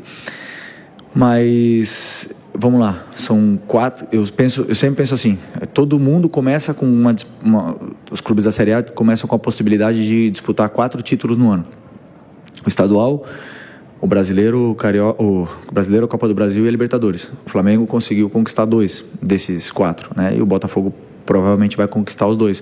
Claro que são de importâncias diferentes, mas na minha visão é isso. E esse grupo de jogadores conseguiu manter, né, a ambição até o final. E eu sim penso que o meu elenco é muito qualificado. O meu elenco é um dos mais fortes da América, se não o que mais. E por mais que outros times possam chegar em finais ou conquistar, eu acredito cegamente nos meus jogadores e no elenco que eu tenho na mão. Já falei para vocês, nunca dou desculpa enquanto a isso, porque na minha opinião eu tenho o melhor elenco. Tá aí a palavra do Felipe Luiz, né? enfim, nessa comparação, Botafogo 2024, Flamengo 2019, Mauro, assim, se a gente for perguntar aqui para os torcedores, né, e tá todo mundo participando através das redes sociais, @Jovem Pan Esportes, o rubro-negro vai puxar para o Flamengo 2019, o botafoguense para o Botafogo 2024, óbvio, né, e cada torcedor, né, viveu esse momento único, né, épico, né, foram 2 grandes finais, o Flamengo consegue aquela virada, o Botafogo com um jogador a menos, mas ainda assim aquele Flamengo de 2019 jogou muito mais futebol do que esse Botafogo 2024, Mauro. Essa comparação é uma bobagem, né? O Flamengo fez 90 pontos, né? 4, 5 rodadas antes já era campeão. Tem termo de comparação. Isso é uma forçada de barra, uma falta de assunto danada. O título do Botafogo foi mais heróico, jogou com menos um todo o tempo, e o do Flamengo foi o mais épico. Épico, espetacular, negócio, né, inesperado, incomum, repentino, tal. Eu vejo dessa maneira, mas não vejo nenhuma necessidade de comparar nada não. Para o botafoguense, esse título é o melhor, para o rubro-negro é melhor do Flamengo e cada um segue sua vida. Aliás, essa mania que a gente tem aqui no Brasil, tudo tem que ficar comparando, né? Por exemplo, às vezes me perguntam assim, qual gringo jogou mais no Flamengo? Arrascaeta ou Petkovic? Falo os dois. Tem que escolher um. Não tem que escolher nada. Não tem que escolher nada. Quem disse que eu tenho que escolher um? Só se o cara botar na minha cabeça, eu tenho que escolher um. Pô, eu não tenho que escolher nada. Eu escolho se eu quiser. Porque um jogou pra caramba num outro momento, o outro joga hoje muito bem. Por que você tem que escolher um? Amanhã alguém vai chegar para um palmeirense e falar quem é mais importante, o Ademir da Guia ou o Veiga? Cara a cara da história. Mas o Ademir não ganhou os títulos que o Veiga ganhou. É outro momento do futebol. Sabe, aí amanhã alguém do Cruzeiro, quem jogou mais, o Alex ou o Disseu Lopes? Os dois, pô, sabe? Aqui no Brasil a gente tem com essa mania agora. Algumas pessoas gostam disso tudo, fazem vídeo de comparação. Quem gosta, bom proveito. Eu acho que isso tende sempre a desvalorizar o que aconteceu no passado, né? Os jogadores do passado. Porque o que está acontecendo está ali, né? Nesse momento. E esse time do Flamengo 19, do Jesus, ele foi tão marcante que tudo tentam comparar. Tudo tenta, vira e mexe, não, porque esse aqui foi melhor, e ninguém conseguiu até agora repetir o que fez, em termos de conseguir o campeonato da maneira que conseguiu, o número de pontos, em posição. O próprio Botafogo, numa caminhada para chegar ao título brasileiro, né? O Botafogo teve vários tropeços contra times pequenos, momentos assim de hesitação, de pipocadas mesmo, depois cresceu na hora H ali contra o Palmeiras, né? E o Jesus não teve isso, ele foi muito mais uniforme, teve ali as suas osciladas, que é normal oscilar, mas foi bem diferente do que aconteceu. E para cada um, perguntar o Tricolor, vai falar, não, o título foi no Maracanã, contra o Boca. O Tricolor dirá, ganhamos no Maracanã, Botafogo não venceu no Maracanã, o Flamengo não foi campeão no Maracanã, e o Fluminense ganhou uma Recopa do Maracanã em cima da LDU, foram 2 títulos do Maracanã, diante da nossa torcida. Cada um vai vender o seu peixe, vai dizer que foi melhor. Acho que é isso aí. Já não basta, né, o cara a cara que a gente já participa e faz aqui nesses jogos, né? Nessa final agora teve também o cara a cara Botafogo e Atlético Mineiro, também tem o cara a cara da história, né? Quando colocam 2 grandes personagens da história de um clube. E aí, qual foi melhor? E tem que ter o melhor, né? Tem que ter, assim, para alguns não existe, igual o Mauro falou, que você pode falar que os dois, né? Ou teve algum empate, não sei.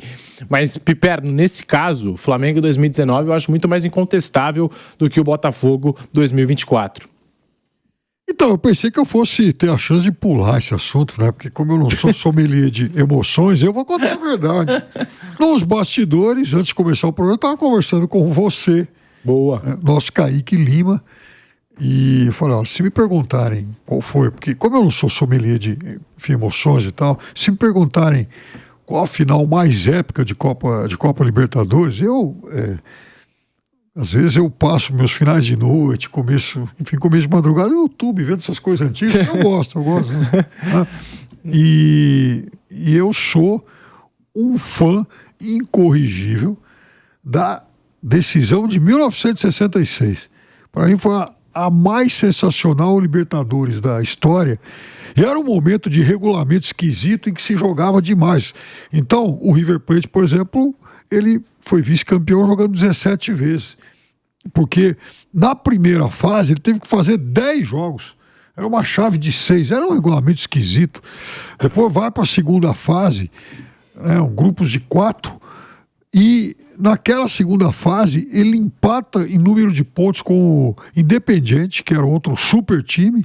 Ele teve que fazer um confronto extra, um jogo extra, para se classificar. E aí depois ele vai para a semifinal, também tem jogo extra. E não bastasse isso, nessa semifinal, na decisão contra o Peñarol, o torneio é decidido só no jogo de desempate em Santiago. O Peñarol ganha em Montevidéu, o River Plate ganha em Buenos Aires. E aí, então, tem a final. E o River Plate, nesse jogo decisivo, ele abre 2-0. Dava a impressão aí, né, que fosse sair campeão, com alguma tranquilidade e tal. O Peñarol reage e, como se desgraça pouca bobagem, fosse bobagem, o jogo ainda vai para prorrogação. Então o River jogou um desempate na primeira fase, um desempate na final e teve prorrogação. E eram 2 super times, o Pedro Rocha, o Peñarol, por exemplo, de Pedro Rocha e Spencer. O goleiro Mazurkiewicz, que tal, ganhou de 4-2, né? Enfim, acabou ficando com o título. E essa, para mim, é sim a decisão mais sensacional da história das Copas Libertadores. Ô Bruno Prado, você tem algum favorito aí entre Botafogo 24, Flamengo 2019? Realmente é uma discussão meio maluca, né? Porque sim, todo título de Libertadores é emocionante. O torcedor do River não vai falar que o mais épico foi ganhar do Boca em Santiago Bernabéu, lá no Santiago Bernabéu em Madrid, depois que não deixaram jogar no nosso estádio, tivemos que ir a Madrid, ganhamos do nosso rival. Então, cada um vai ter a sua história, né? O Atlético Mineiro, que foi o vice-campeão agora, aí eles vão falar, mas em 2013 o Vitor pegou o pênalti lá contra o Tijuana e viramos contra o News Old Boys e ganhamos nos pênaltis, e viramos contra o Olímpia e ganhamos nos pênaltis. O título do Palmeiras de 99, eu lembro muito bem aquela final com o Deportivo Cali, foi dramática nos pênaltis, o Zinho errou o primeiro pênalti, depois o Palmeiras virou no meio dos pênaltis o negócio, teve o Evair expulso no jogo. O torcedor do Once Caldas vai falar que o dele é o mais épico. O Once Caldas elimina o Santos, do Diego e do Robinho, que era um time forte, campeão brasileiro em 2002, vice em 2003 do Brasileiro e da Libertadores. O Once Caldas tira o time do Santos em 2004, aí elimina o São Paulo numa semifinal com um gol no último minuto, um São Paulo que já era bicampeão da Libertadores e no ano seguinte viria a ser tricampeão, e ganha uma final do Boca Juniors nos pênaltis. O Boca, que entre 2000 e 2004, de 5 anos de Libertadores, ele chegou em 4 finais.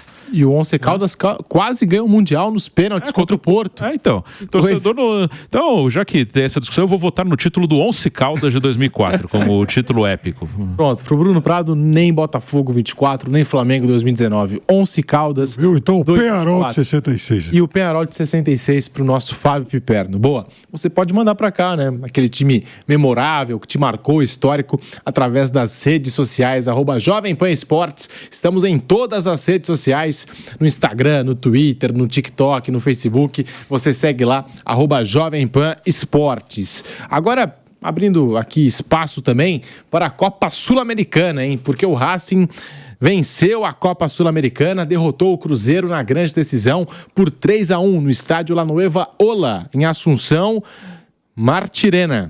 Martínez, o Maravilha Martínez, né? E Roger Martínez, tem 2 lá no Racing, né?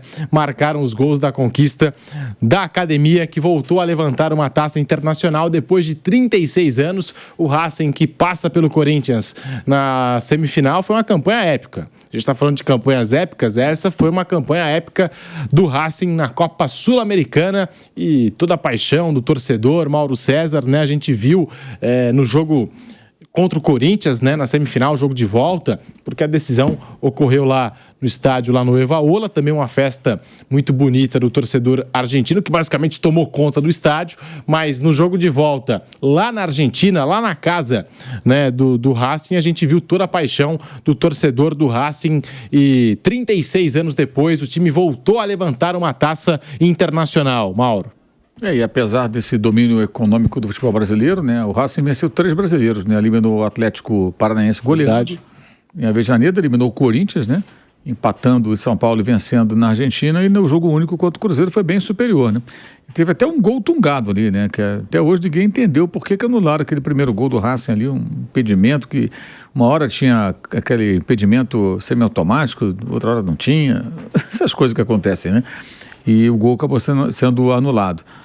Foi uma conquista importante para o futebol da Argentina, porque desde 2020, quando o Defensa e Justiça ganhou a Sul-Americana, que nenhum time da Argentina ganhava um título no continente, né?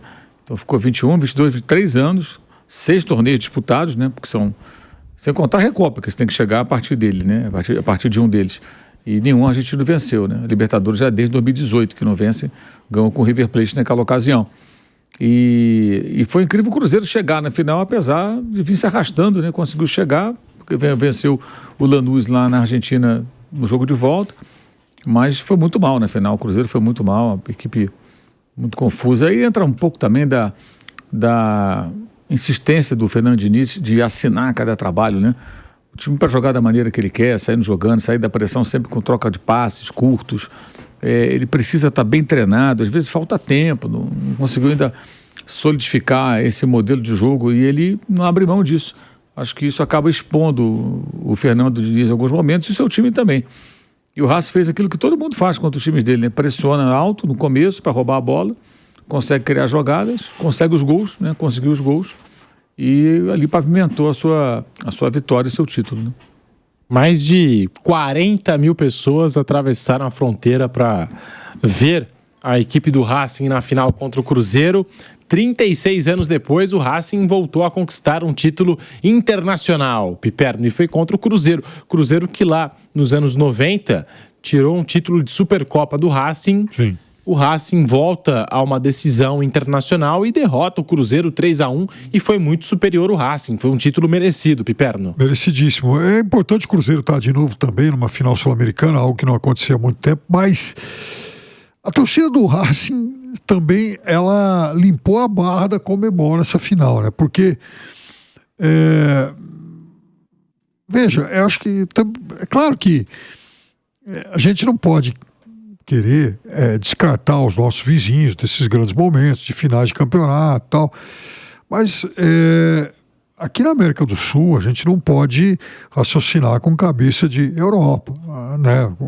Qualquer grande cidade europeia onde a UEFA agendar uma final, né? Uma decisão de torneio importante, ela vai sempre ter grandes públicos, porque os acessos são muito fáceis. A gente está falando de um continente infinitamente mais rico e aqui na América do Sul não é assim. E às vezes há um risco de vexames, de ter uma final dessa aí com o estádio praticamente vazio, como aconteceu naquela decisão entre Atlético Paranaense e Bragantino lá no estádio Centenário. Então, numa final de Sul-Americana, que já não é, né, o evento top aqui na América do Sul, há sempre esse risco quando se marca uma final para um país que tem, por exemplo, uma capacidade menor de recepcionar muitos torcedores, né, de outros países, e principalmente quando há o risco de que times de torcidas pequenas cheguem a essa final. Então você imagina, por exemplo, se fosse um Del Valle chegando numa competição, numa decisão como essa lá em Assunção. Seria um risco danado de um outro mico. Mas a torcida do Racing fez uma festa linda, bacana e tal, lotou o estádio, foram poucos mineiros, isso também tem que ser falado. E tá assim de parabéns a torcida argentina, que mais uma vez soube fazer festa, e eles fazem como ninguém isso aqui na América do Sul. Com certeza, ninguém faz a festa que eles conseguem, né? A atmosfera que eles conseguem transmitir, né? Dentro do estádio, dentro e fora do estádio também. Mas a gente tá falando do Racing, do título do Racing. O Cruzeiro também não participava de uma final sul-americana, né? Já tinha 15 anos. A última final havia sido em 2009, naquela decisão da Libertadores, que ficou com o vice-campeonato ao empatar o primeiro jogo com o Estudiantes por 0-0 na Argentina e depois perdeu de virada por 2-1 no Mineirão. O trabalho do Fernando Diniz muito questionado, depois desse vice-campeonato aí da Copa Sul-Americana, até o jogo com o Racing. O Fernando Diniz, tinha 11 jogos, apenas 2 vitórias, 4 empates, 5 derrotas, 30% de aproveitamento. E detalhe, o Cruzeiro do Fernando Diniz chegou nesse período de final da Copa Sul-Americana, né, como o terceiro time com menos pontos no Brasileirão desde que ele tinha chegado, desde que ele tinha assumido o comando técnico da Raposa, Bruno Prado. Enfim, a gente falou da estratégia do Fernando Diniz, né? A gente conhece o estilo de jogo, a filosofia dele. Não deu certo nessa final contra o Racing lá em Assunção, no Paraguai. Bruno Prado. Principalmente o primeiro tempo foi terrível ali. O Racing matou o jogo, era difícil para o Cruzeiro reagir. O Racing mereceu, foi melhor na final. O Cruzeiro fez uma final muito ruim mesmo, né? Então, o trabalho do Diniz no Cruzeiro não foi bom, não deu certo. Foram poucos jogos, mas o time não conseguiu crescer, não conseguiu evoluir em nenhum momento. E realmente nessa segunda competição, que é a Copa Sul-Americana, o domínio brasileiro não acontece, né? Nas últimas, ganhou o Racing em 24, LDU em 23, Del Valle em 22. O último título brasileiro foi o Atlético Paranaense em 21, até numa final brasileira com o Bragantino. Mas em 20 ganhou o Defensa e Justiça numa final argentina contra o Lanús. Em 19 ganhou o Del Valle numa final com o Colón da Argentina. Então, na Sul-Americana, esse domínio não acontece como na Libertadores, que talvez mostre que ali esse domínio brasileiro são dos times mais ricos mesmo do país, né? Os outros não são tão diferentes. Os times de um segundo escalão, normalmente quem está na Sul-Americana ainda com várias vagas, o Brasil terá 8 times na Libertadores de 2025. O Brasil nos últimos anos sempre tem pelo menos 8, já teve ano até com 9 times na Libertadores. Então, os outros ali, que é praticamente a metade de baixo da tabela do brasileiro, eles não são melhores que os outros times que disputam a Copa Sul-Americana. Mesmo com esse protagonismo todo brasileiro, você nunca pode desmerecer um Racing, você nunca pode desmerecer um Boca, um River Plate, né? Enfim, são confrontos bem complicados. E esse número de vagas é tão maluco, né? Que o Cruzeiro, ele classifica para a Sul-Americana por ter sido o 14º colocado no Brasileiro de 2023. Até a penúltima rodada, o Cruzeiro tinha a chance de cair. Aí ele se salva do rebaixamento na penúltima e na última ele consegue a vaga, e que foi a última vaga, e o único time que ainda tinha chance de tirar do Cruzeiro na última rodada a vaga na Sul-Americana era o Santos, que foi rebaixado. Então, assim, se você não cair, praticamente você tá na Sul-Americana, e o Cruzeiro, por muito pouco, um 14º lugar no Brasileiro, não rendeu um título continental para o Cruzeiro. Quer falar, Piperno? Não, esse negócio é realmente engraçado, né? Então acaba entrando de tudo também, né? Eu acho que e é algo que de solução muito difícil, porque é óbvio que a Conmebol, ela se pudesse enfiaria uns 30 times brasileiros nessas duas competições por conta da força do mercado brasileiro, né? Se continuar assim, daqui a pouco até a Série B vai ganhar um espaço. Não fala alto não, que alguém pode estar ouvindo aí e já viu, né? E a gente tem lá na Europa o que seria equivalente à Libertadores, que é a Liga dos Campeões. A Liga Europa, que seria o equivalente aqui à Copa Sul-Americana. E lá eles têm a Conference, né? Então de repente, né, pode pintar uma Série B aí do Campeonato Brasileiro. Vai ser o jeito. Aqui os times rebaixados e a Série B ainda. Já pensou? Minha meta é ser rebaixado. Para jogar a Conference. Né? Já pensou? É uma competição que eu nunca disputei. A gente está querendo experimentar algo novo. Nossa Senhora. A gente está querendo algo novo agora, né? É o título que está faltando na minha galeria. A CBF, não faz tanto tempo, ela colocou na Sul-Americana campeão da Copa Verde e da Copa do Nordeste. São competições regionais, assim, nada contra ter essas competições, mas não para colocar um representante do país de uma competição regional. Se fosse o Rio-São Paulo, era a mesma coisa. A CBF conseguiu botar campeão de competição regional numa Copa Sul-Americana. E a gente está aqui falando das Copas, né? Abrimos até espaço para falarmos do título do Racing na Copa Sul-Americana. A gente pode analisar também o desempenho dos paulistas, né, na Libertadores da América. Ficou faltando, acho que a gente falar um pouco, né, de Palmeiras, São Paulo. E também o Bragantino. É que o Bragantino foi eliminado já precocemente na fase de pré-Libertadores pelo Botafogo. Palmeiras e São Paulo. Palmeiras é eliminado pelo Botafogo também. O Botafogo eliminou todos os paulistas, né? Nessa edição de Libertadores. O Bragantino lá na pré, o Palmeiras nas oitavas, o São Paulo nas quartas de final. E essa história, né? Esse protagonismo brasileiro é tão louco, porque assim, você vê, o Botafogo elimina 2 brasileiros. O Botafogo já havia eliminado o Bragantino, então você coloca 3 aí na conta da equipe do Botafogo. A gente tem ainda Fábio Piperno, Mauro César, Bruno Prado, do outro lado da chave, se a gente for pegar, né, basicamente brasileiro caiu para brasileiro nessa Libertadores, até na decisão. Só o Flamengo, foi o único que eliminou o Flamengo. O Flamengo acho que foi o único que fugiu à regra, exatamente. Foi o único mesmo. Foi o único que fugiu à regra, porque no resto, os brasileiros caíram para os brasileiros. Só o Flamengo fugiu à regra, porque o Flamengo acabou sendo eliminado para o Peñarol. E aí, né, na grande decisão, 2 brasileiros de novo. Uma loucura. Mas analisando aqui os paulistas, começando pelo Palmeiras. O Palmeiras que fez 8 contratações em 2024, cerca de 192 milhões de reais foram investidos, um recorde na gestão do diretor Anderson Barros, empatado com o ano de 2022. Palmeiras trouxe Aníbal Moreno por 7 milhões de dólares fixos, mais 1 milhão de dólares em bônus, o que dá aí cerca de 40 milhões, ultrapassa fácil, né, a casa dos 40 milhões de reais. O Bruno Rodrigues chegou por cerca de 25 milhões de reais, chegou no começo do ano, já se machucou no Campeonato Paulista, uma lesão séria.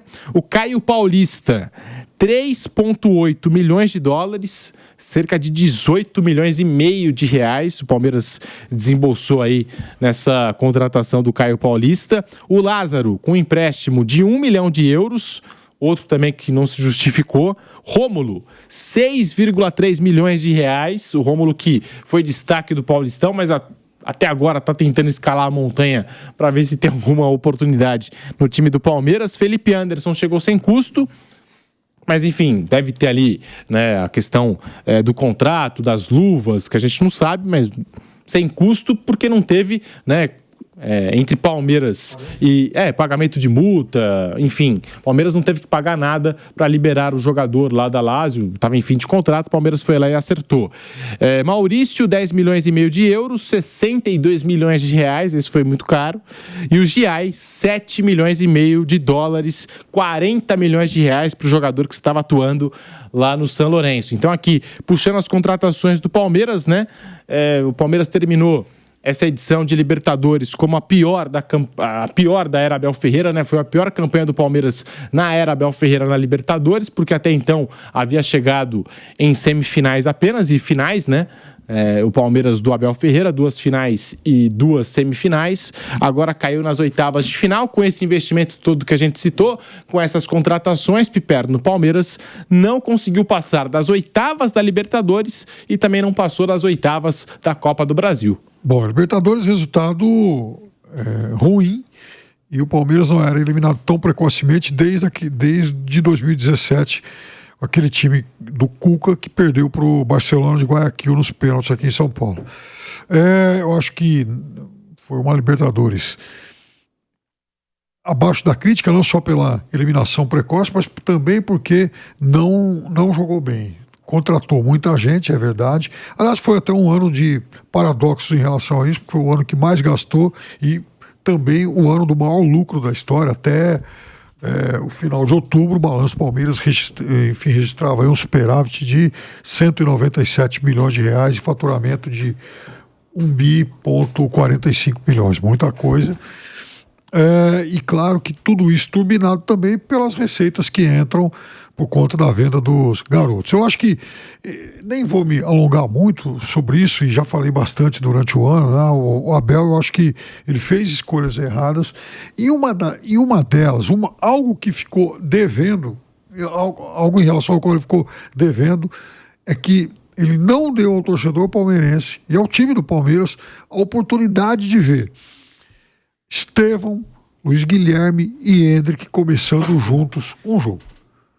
Eu acho que são 3 nomes assim, que raramente o Palmeiras vai voltar a conseguir reunir jogadores revelados pela sua base com essa qualidade numa mesma geração. Ele teve essa oportunidade, acabou desperdiçando isso, como aliás ele desperdiçou a oportunidade de contar com o Endrick por mais tempo na Libertadores de 23, e aquilo acho que foi crucial para a eliminação contra o Boca.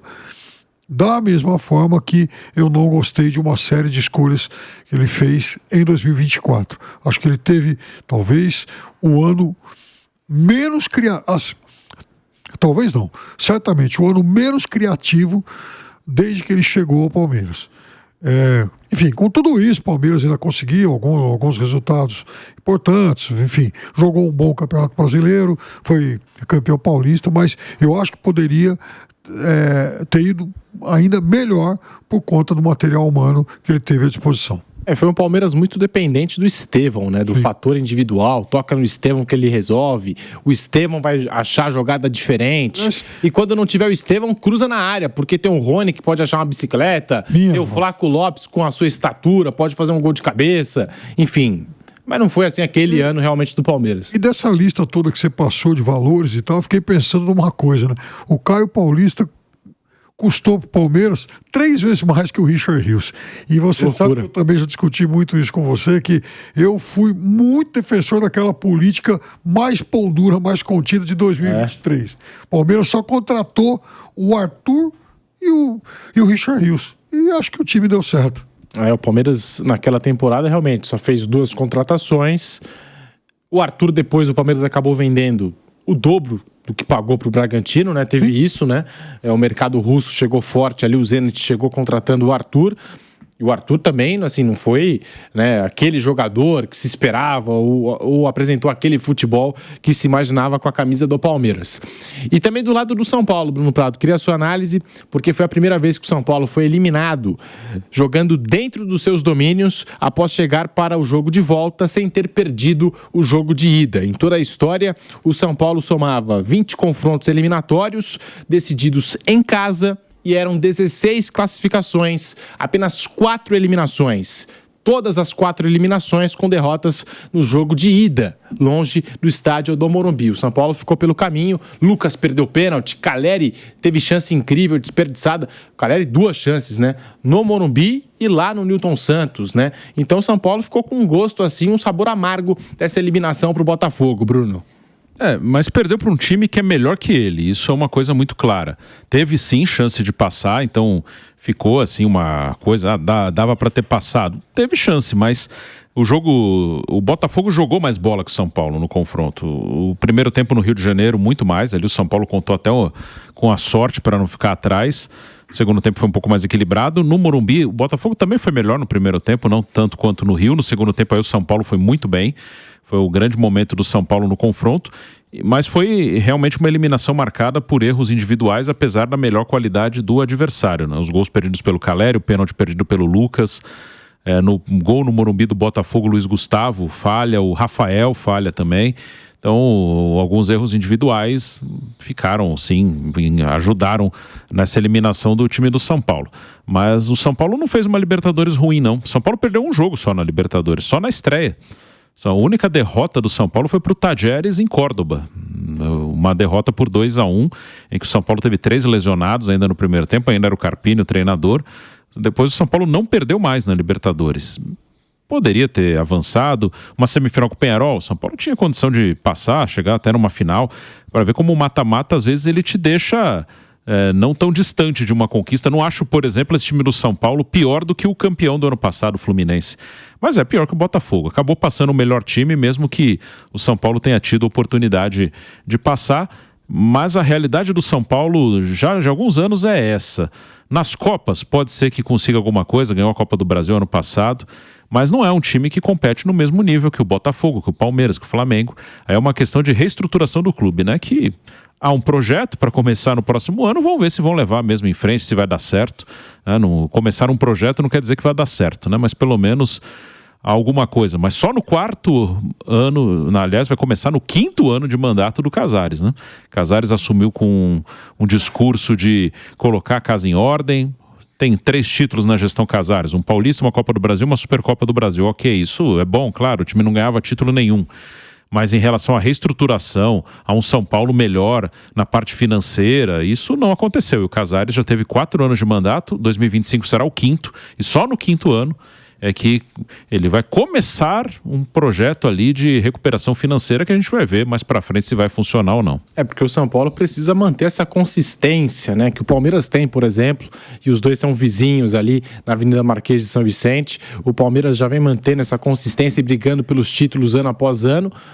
Se vai ganhar ou não, é outra história, mas o Palmeiras está sempre ali brigando. E o São Paulo foi campeão da Copa do Brasil. O São Paulo, nessa gestão Casares, também vence um campeonato paulista, um estadual, e acho que o torcedor, né, quer coisas grandes. O torcedor quer que o São Paulo brigue por títulos também todos os anos, mantenha essa regularidade. E agora está fazendo esse trabalho, né? Vai tentar fazer esse trabalho de reconstrução financeira. Bom, a gente vai chegando ao fim aqui do Bate-Pronto de hoje. Muito obrigado, Fábio Piperno, Mauro César, Bruno Prado. Muito obrigado a você pela audiência. Vai deixando o seu like aqui no canal do YouTube Jovem Pan Esportes, se inscreva no nosso canal e a gente deseja mais uma vez aqui um feliz 2025, uma grande virada de ano para você, para sua família, tudo de bom, e 2025 futebol é na Jovem Pan. Muito obrigado a todos e até 2025, hein? Tamo junto.